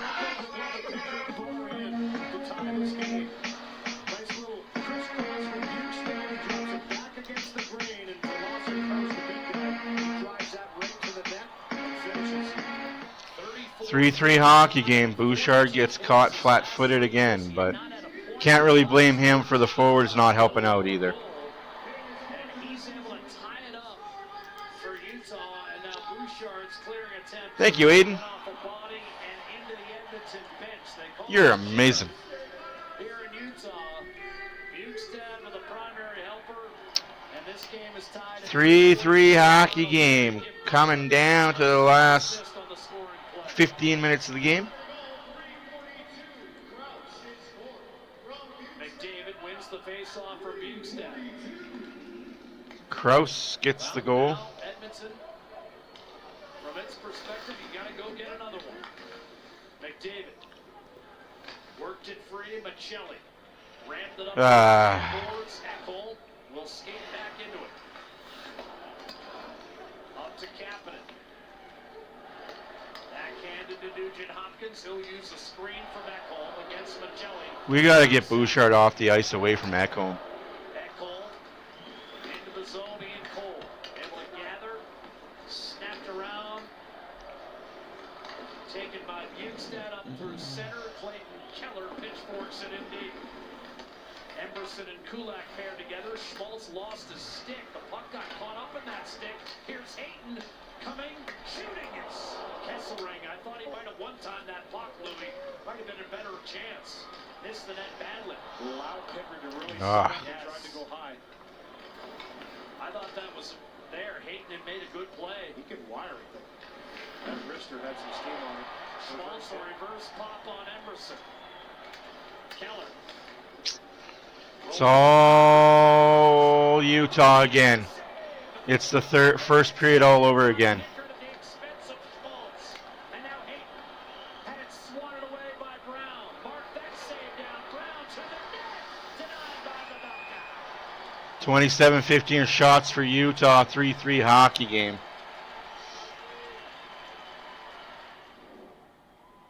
This period brought to you by Legacy Heating and Cooling.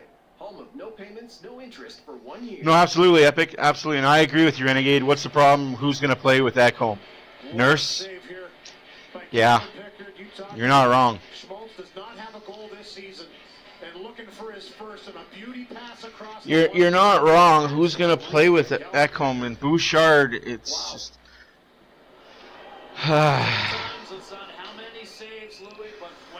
My question is this contract... None, Jay. Zero. Honestly, I don't think. Maybe 1 or 2 left Arizona. This is the Arizona Coyotes. But they added so much depth on D.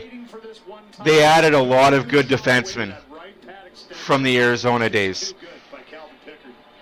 That is the biggest difference. They've added veteran defense with pedigree and winning.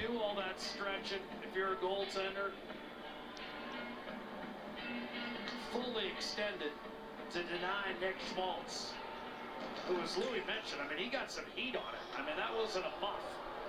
That was a tough save delivered by Pickard at the moment. No, they'll blame him tomorrow when he lets in a goal from the Colorado Avalanche. Skinner will be in net tomorrow for against Colorado. Out there, Pavelka making the save at the expense of Bouchard, but you've got an ozone draw here where Draisaitl and McDavid are loaded up. This is off a successful kill. This is Chris Doblock, I think, sensing the time is right to shift the momentum again. That's tomorrow night's game where they blame Skinner for a goal against. Yeah. In case you guys missed it.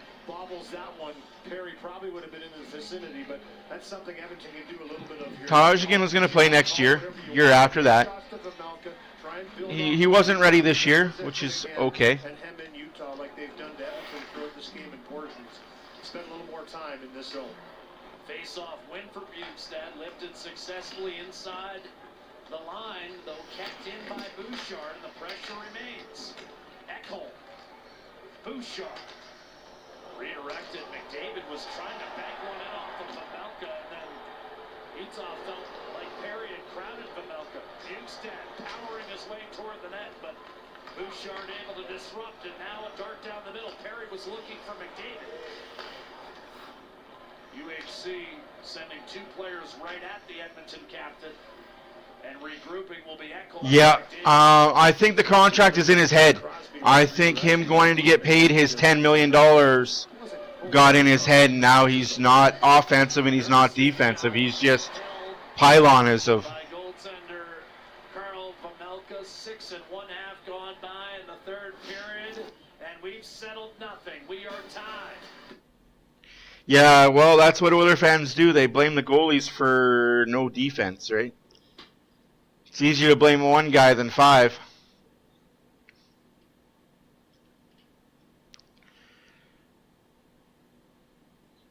So I'm going to do a little bit of inside trading here.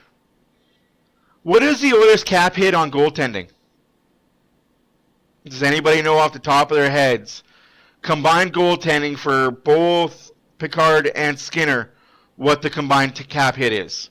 I know what it is, but do you guys know what it is?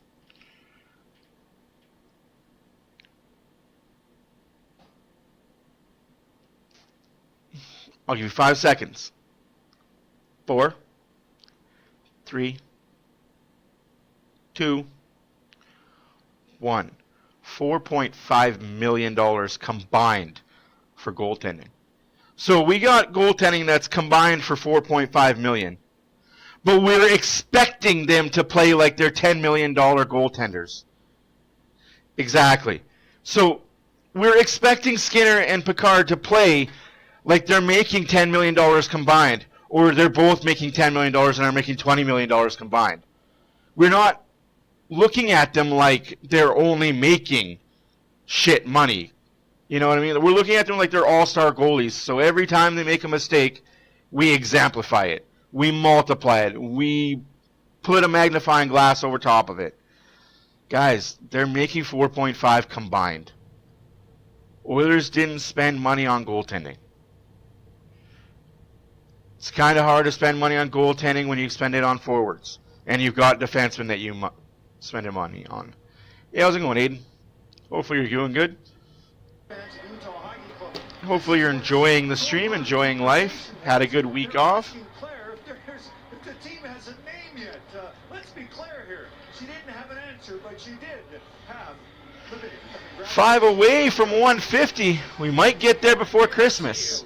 Here's to hoping. Thinking about the arrival of that child, she did not expect that kind of hockey-related question. Probably hoping there would be no hockey-related questions, quite frankly. Bortuzzo down low. Jeff Skinner put it up the left-hand side. Henrique slammed into by Bortuzzo, and that puck. 12.5 left to go in the third period. 3-3 hockey game. Utah, Edmonton. Shots are 27-18 for Utah, who have controlled for the majority of the game, aside from 7 minutes in this hockey game. Period struggles have translated into a 4-5 record when leading after one. Usually you lead after one. I mean, that's a good give-up, though. Edmonton came storming back. That is a good give-up if you're the Utah Hockey Club. Getting rid of Geeky to get Sergachev. Sergachev is way better, in my personal opinion. Sportsbook app today.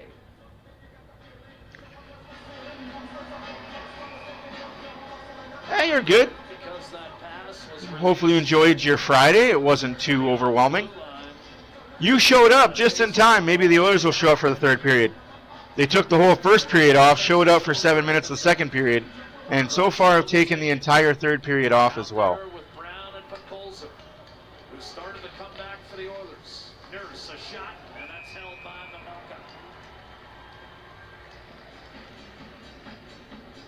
Solid save by Vanolka. Nurse wanted a little bit more off that shot, I think, with his reaction, but just wristing it in there, maybe looking for a rebound, catch the goalie off guard a little bit, maybe a bobble with a presence around the net, but Vanolka swallows it up. Nurse just scored his 6th career shorthanded goal in that lopsided victory over the New York Rangers in Edmonton. Oh, I'm sorry to hear that, man. Now, following a 5-day layoff, the Oilers looking to win on the road at the Delta Center. Here's Nick Schmaltz. Big save again by Picard. Schmaltz still without a goal this year, but not for lack of opportunity, including in this game. Nurse thought he might have been hooked there. It was definitely hooked. And Picolson and Draisaitl look to leave the rush. Nurse will jump up. Feather one to Draisaitl. Shrugged off a check from Schmaltz. Put it down low.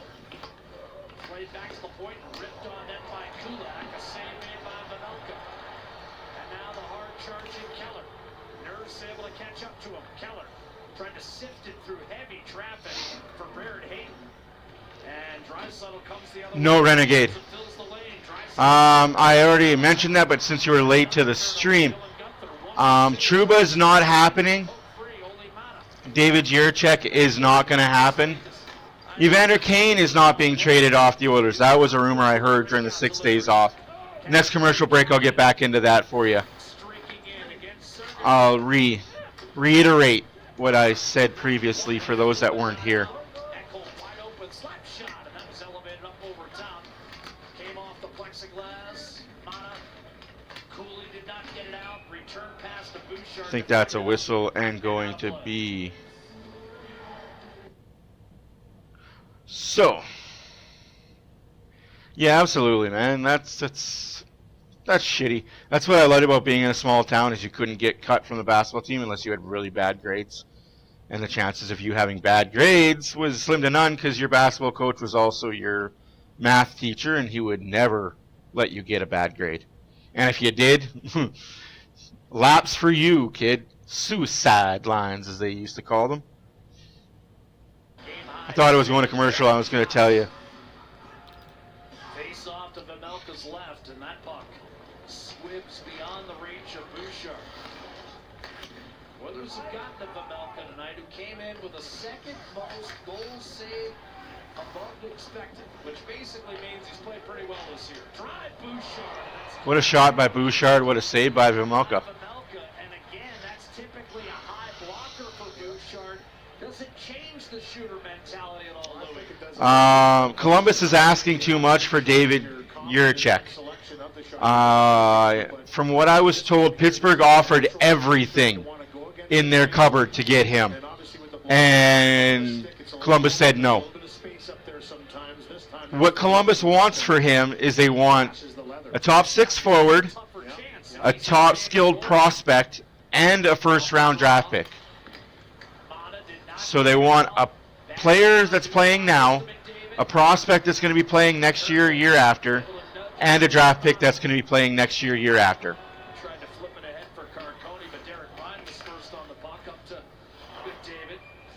Yeah, those stupid people are saying that because there's no room for him on the Oilers' top 6. Bolshevik, if you ask me. As far as Jacob Trouba goes, his wife is a doctor in the States. If he comes to play in Canada, he'll be away from her for 5 months out of the year. And happy wife, happy life. That's not happening. So the next team he goes to will be an American team. That is why he left Winnipeg, not because he didn't want to play in Winnipeg and he didn't like Winnipeg, but his wife can only be a doctor in the States. From what I've been told, international lines and lines like that, it's very hard to be a doctor in a different country than what you're born in. That's offside. Be unhappy about it, Utah fans, but that's offside. For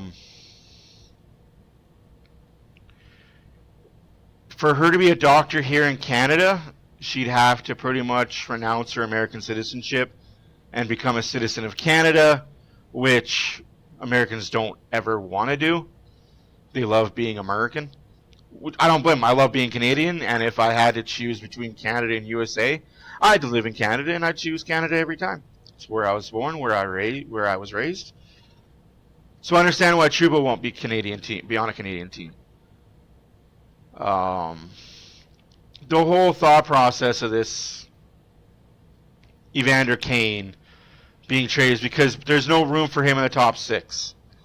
There's an easy answer and an easy solution to that. See you tomorrow there, buddy. Thank you for stopping by. We will be back tomorrow at 8 o'clock. It is the 8 o'clock Hockey Night in Canada game in Colorado.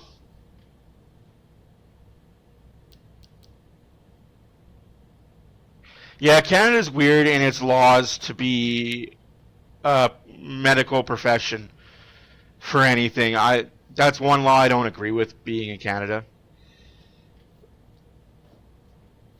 We want you to be a citizen and not a citizen of anywhere else. That's silly, stupid, but I don't make the laws. Sometimes I follow them. Most times I don't, but it's one of the quirks of being a Canadian.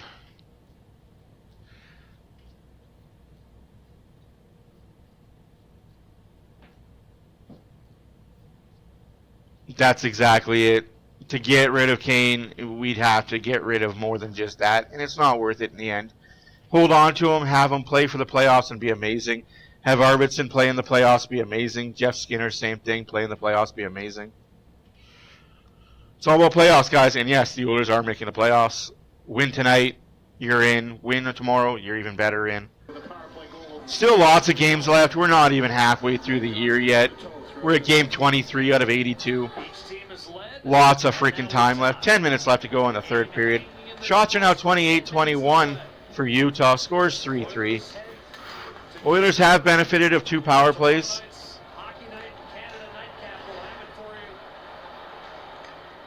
That's offside. Offside whistled against Edmonton, and shaken up at center is Jack McBain. Jeff Skinner again getting involved. Man, Arizona, like, these guys dive a lot and lay on the ice a lot. Hardest in this altercation. It's a good thing those jerseys are so black. A little bit gingerly going off the ice, and you're going to see it here. He's not looking. his stick just got in the skates and no call on the play. And then Skinner, that's what I saw, was Skinner kind of bowl over him right afterwards as he was down. Big man going down. Having a great start to this season, McBain. Again, goals in 3 straight coming in. Yeah, I feel you on that. Exactly. That's why Kane is so sorely missed right now. Oh, and there's a fall over by Hopkins.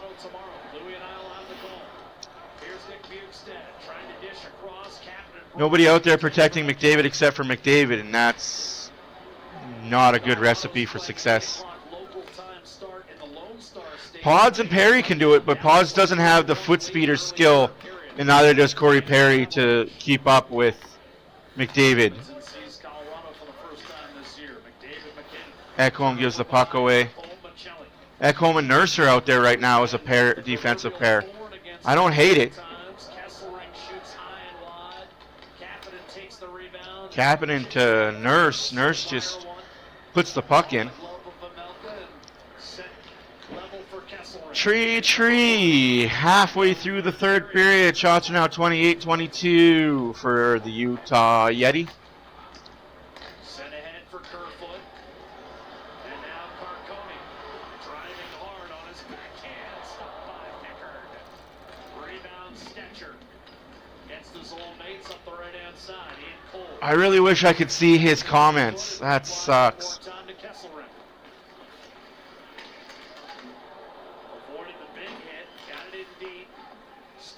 Reversing up, but Colson ready to lay the lumber, didn't get all of that hit. Now you've got Mata spinning, but then turning it over to Kulak at the Edmonton line. Emberson. Yes, hello, Stuart Skinner. Shouldn't you be in bed, my son? Well, you don't have school tomorrow. Tomorrow's Saturday. Right. Oh.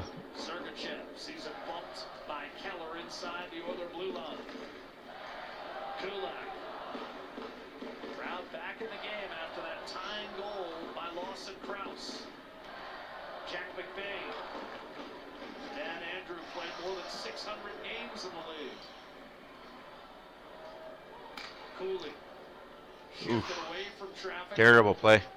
7 minutes left to go in a boring third period. This is the type of game that Utah likes to play, though. Cole's back there defensively, shielded him from the puck. Valimaki.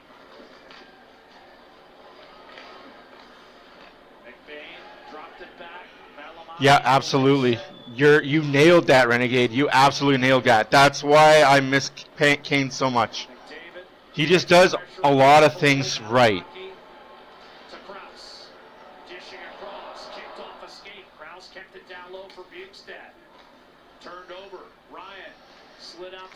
What is Ryan doing there?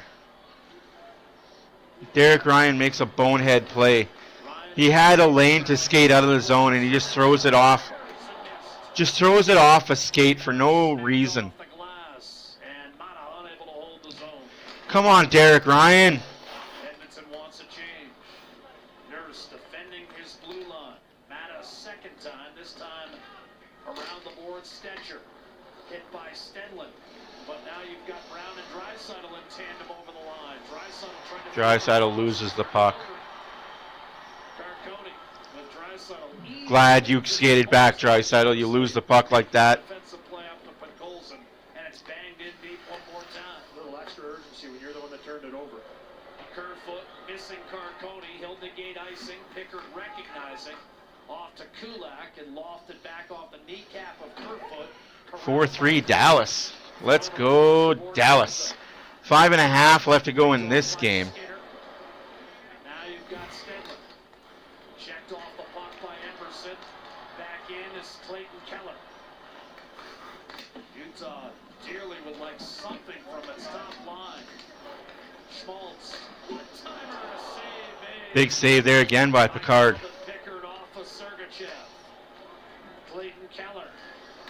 70 goals the last 2 years. Gives it up. Sergachev. Sharp angle. And that wired off the bottom of the mask, I think, against Pickard. And that gets out.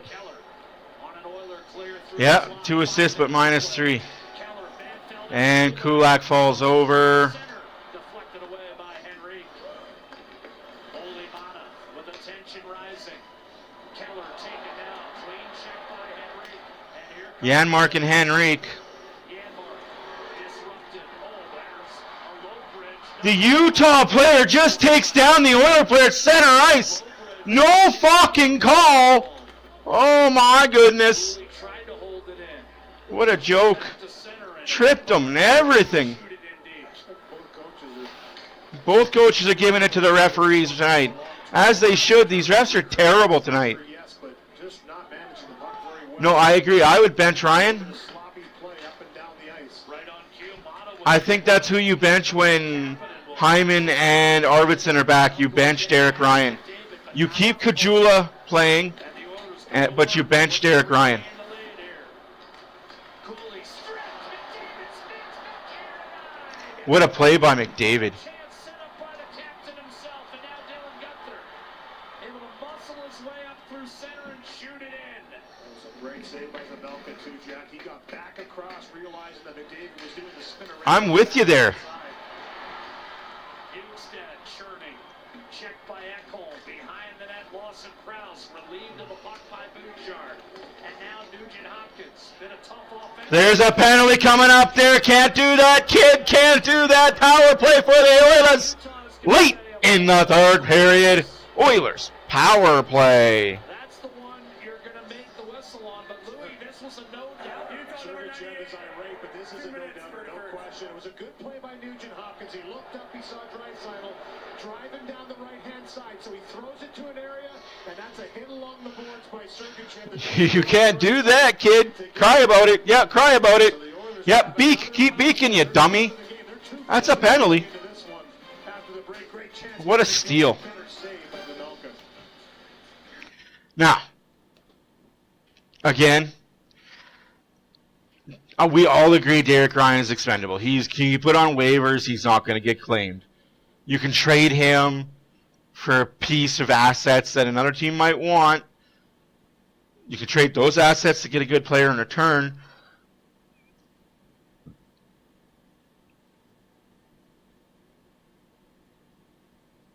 Yeah, no, it all comes down to how many goals he lets in, right? Like that one good save percentage unless he lets in one goal.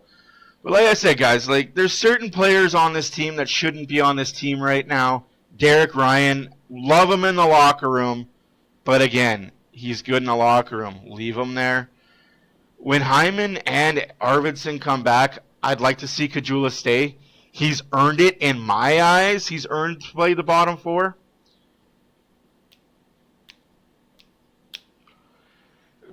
Have Derek Ryan sit. Send him on waivers. If he doesn't get picked up, okay, well, you're in the AHL. You may not like it, but, dude, you haven't really done anything for the Oilers this year.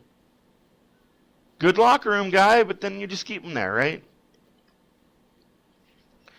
And for all the people that are crying at me and yelling at me and screaming at me, why isn't Phillip brought in? Why isn't Noah Phillip playing? Why didn't they bring up Noah Phillip? I'd rather him get top minutes in the AHL than bottom minutes in the NHL right now.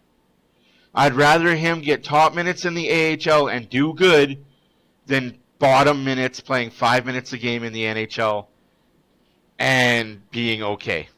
This game around on special teams for the Oilers in the second period. Now Edmonton will try to win it. Draisaitl, McDavid, and Perry off the draw. Oh, McDavid just misses the wide side. Draisaitl. McDavid puts it over top of the net. 2 shots by McDavid. Both have missed the net. Let's go, Oilers. Let's make it 3 for 3. Let's get 100-100. Dermott can get sent down. Yeah, I'm not upset by that.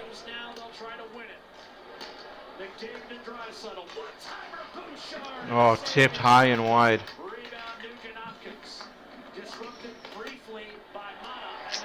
Hopkins couldn't pass. Could you put a little bit of your purse to that pass, Hopkins? 9-3. That purse you wear, get some weight to it. You can't shoot hard. You can't pass hard. Oh.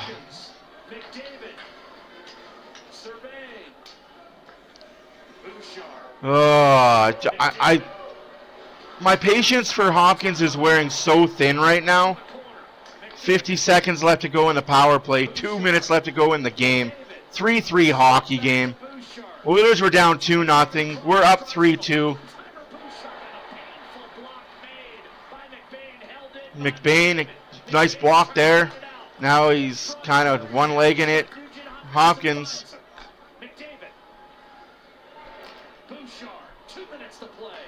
27 seconds left to go. Oh, cross-check in the back for Perry. Standing in front of the net, gets cross-checked. Hey, if you're going to stand there, you're going to get hit. I'm okay with not calling that, but apparently the league was trying to crack down on that shit. Shoot that, Bouchard. Why wouldn't you one-tee the fuck out of that, Bouch?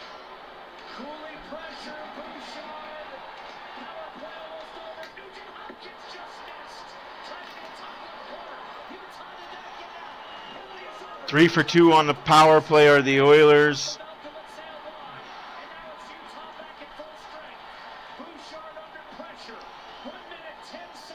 Minute and 10 seconds left to go in regulation. Don't.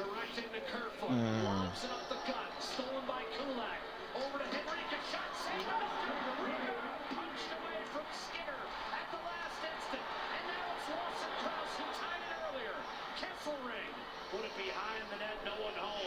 50 seconds left to go in the game. This is looking like overtime, and that's okay. The Oilers can get that point. I am okay with this game going overtime. Don't lose in the last 30 seconds.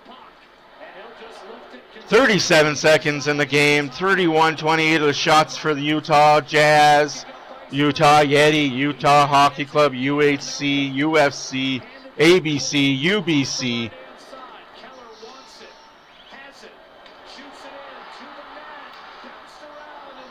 Holy fuck, that was dangerous. 15 seconds left. Podkolzin. Derek Ryan doing his best imitation of not hitting the net on a tip. 6 seconds, 5 seconds. We're going to overtime.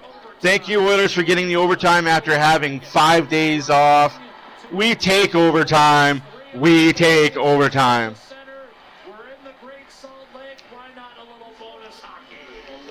Interesting in a hurry in the power play for Edmonton, already 2 for 2 going in to that third power play, which with 3.5 minutes on the clock and it ended right off the face-off. Good chance by McDavid. They continued to pressure. I thought Utah got caught up there a little bit too high, and that allowed Draisaitl to make some nice passes. This one-timer denied with Perry right on the doorstep. Some good action around Vanelka. He made the saves. And then a good stick at the end by Podkolzin on the back check to not allow a shot on net. Kill the clock, push it to overtime. Draisaitl and McDavid each with 16 career overtime winners. Draisaitl has 3 this year. Nurse has another. As Edmonton has gone 4-2 in the 3-on-3. Neither club has gone to a shootout this year, so our expectations is that this will end over the next 5 minutes. The Utah Hockey Club is 4-3. 7.5 minutes left to go in the Dallas Stars Colorado Avalanche game. Colorado losing 4-3 right now. Yeah, the Utah started things off. Turnover here in the neutral zone. A little flashback. Whew, we are heading to Oilers time. Yes, yes, we are. This is the time where the Edmonton Oilers can load up, stack up, get a win, get the fuck out of Utah with a W, go into Colorado with a W.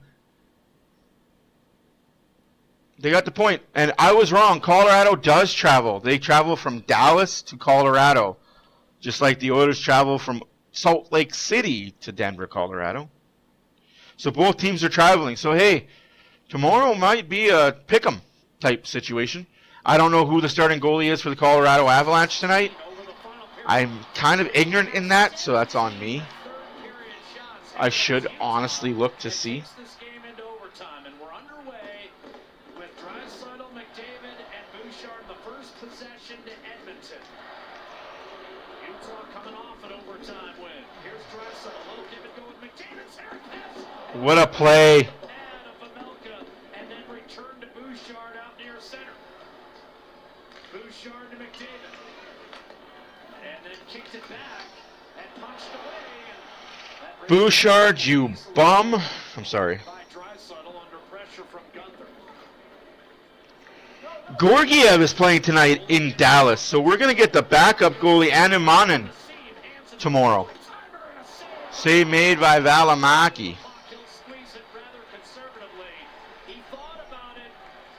Decided to hang on, and understandably so, with McDavid and Draisaitl lurking. Draisaitl right at him, forced him to Thanks for that, Lubo. This isn't all that Draisaitl wanted to get him that one time. It's a good read. Yeah, I can relate to sleep deprivation when it comes to baby girls. You don't get sleep if they don't sleep.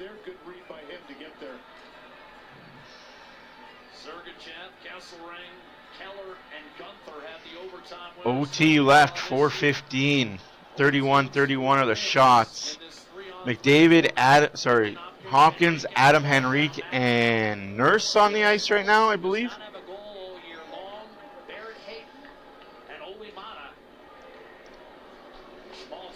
They're just trying to get into a shootout with the Oilers.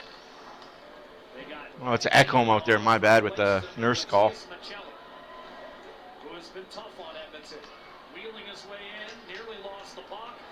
Come on, Hawkins. This is your time to redeem yourself. And you fucking do it! Right when I didn't think you could get any dumber, you totally redeem yourself. 4-3 victory in overtime winner. Hopkins, Ryan Nugent is your name.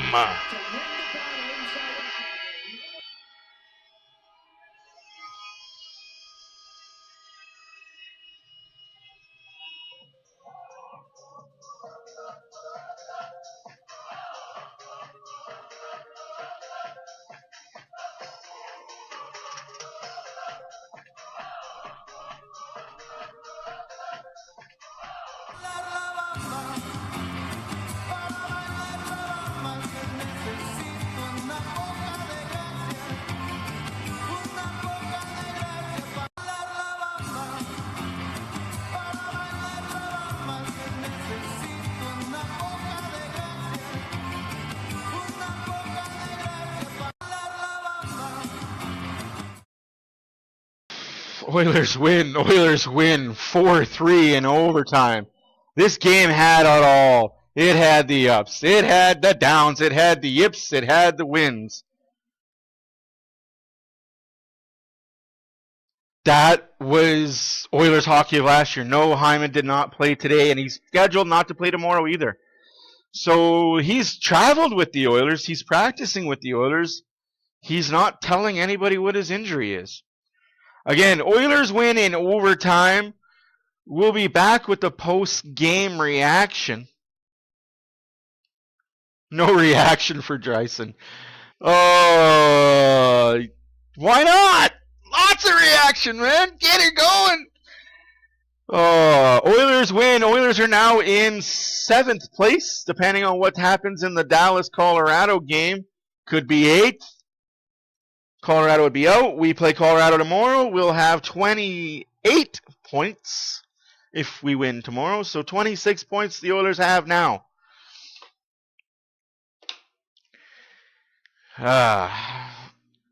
So let's all remember, tomorrow is an 8 o'clock start. Hour later, I don't mind those games at all. So there's 3 teams stacked at 26. And that is dead as balls. So that's another pen that I got to replace. So I got to replace blue and orange. That's a Sharpie. That's not good for business.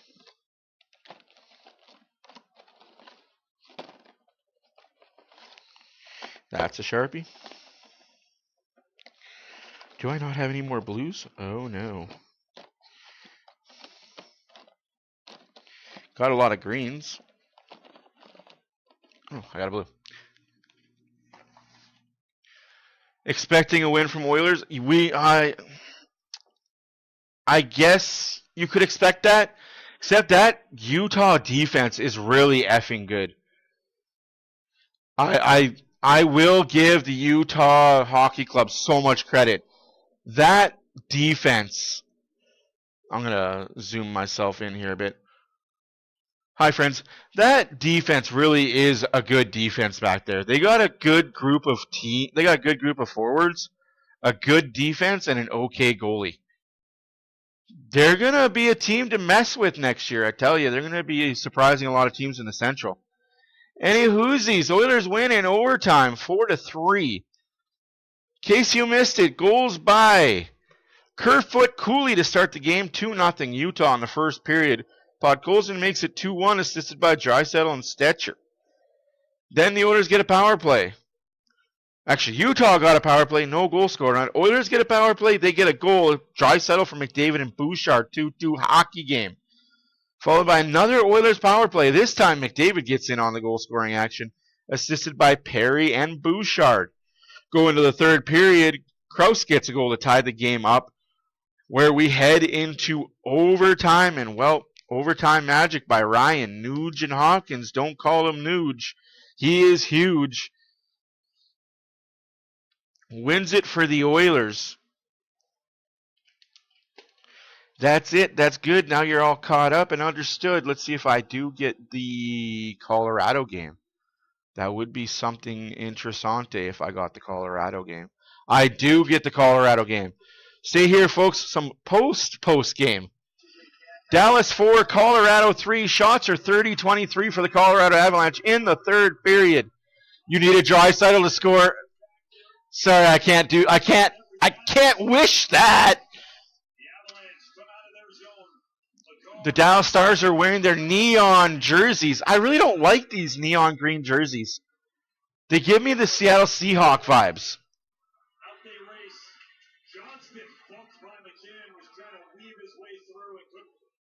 Yeah, no, you got to celebrate the wins that the Oilers have.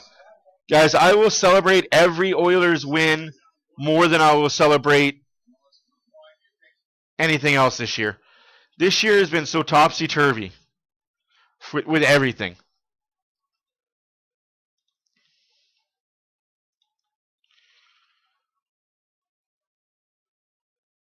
Like I said, there's only one other game going on, and it is the Dallas-Colorado game. It's got 3 minutes left to go in regulation. Dallas 4, Colorado 3.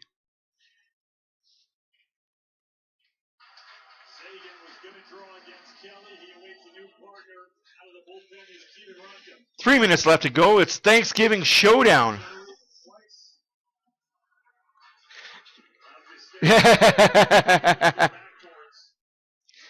Yeah, no, absolutely. I feel you on that. Yeah, there's Jordan Eberle in the corner. You'll hear it here. If McKinnon gets a goal, I will let you know. Shot, blocked, save. Oh, net almost comes off. And puck is cleared down the ice. That's icing against the Dallas Stars. 2.5 minutes left to go in the third period. Icing against Dallas.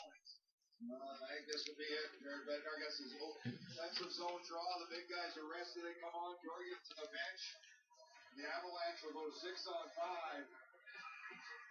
Not going to wait here. Is the opportunity now still has the timeout. Some time to work here for Colorado. Is Cale Makar the lone defenseman? 5 dangerous forwards out there for the Avalanche. A half dozen in white trying to tie this game up. The Stars don't take it away. Marchment for the empty net. Marchment, bullseye goal. 5-3 Dallas. And Marchment has Dallas back up on a pair. Dallas 5, Colorado 3. Call this game done. Right from the draw, Colorado gets the win they need, but this puck is going to hop over the stick. Makari tries to play. I don't like.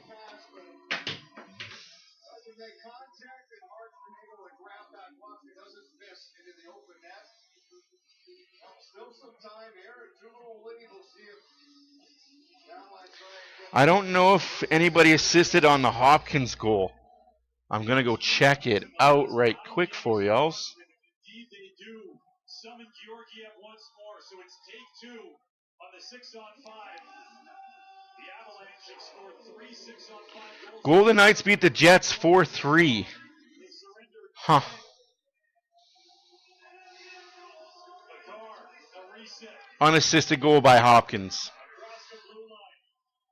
Off of his stick, the follow-up fought off by Onger, and then not much on the second chance from Lekanen. McCarr keeps it in. Nichushkin will keep it moving. Dave McKinnon on the left wing side.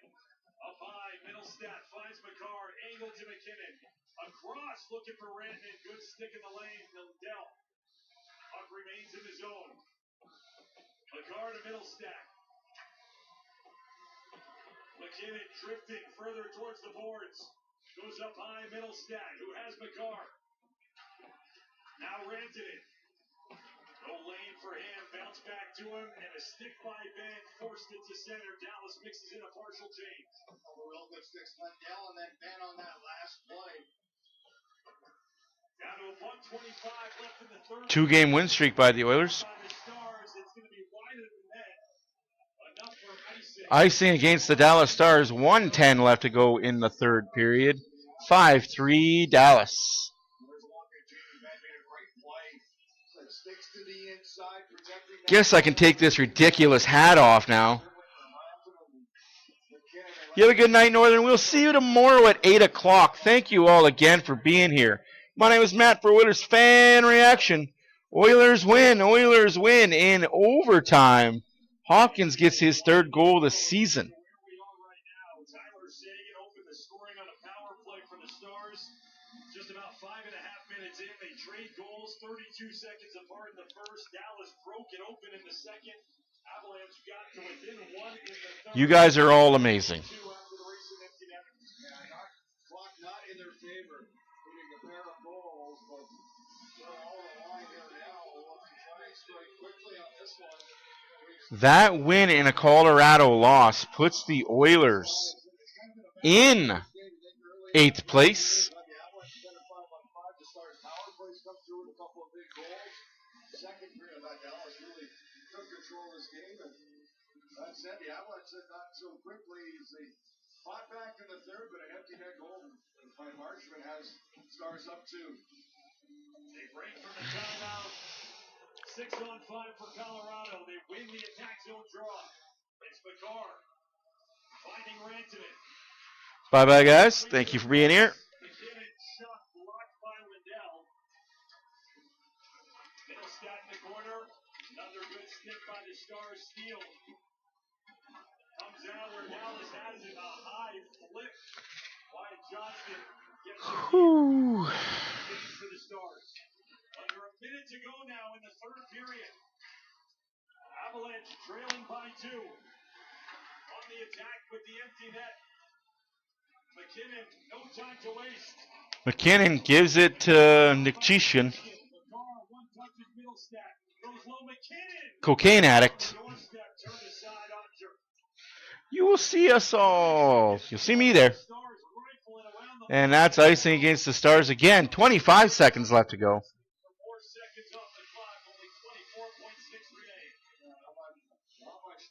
Great job by the Stars, really not allowing much to the inside. The one goal on chance, and Onger Dallas jumps LA and Vancouver.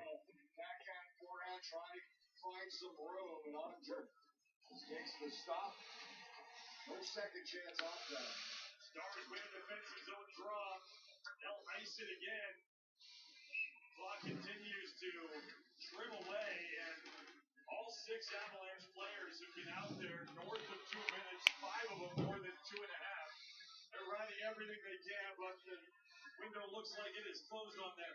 It certainly has. I would say with a big win. Those are your up-to-date standings, folks. Yeah, the Oilers are very close. What's scary about this entire situation? Oh, Vegas now has 33 points. Oilers are a 3-game winning streak away from being a top team in this conference.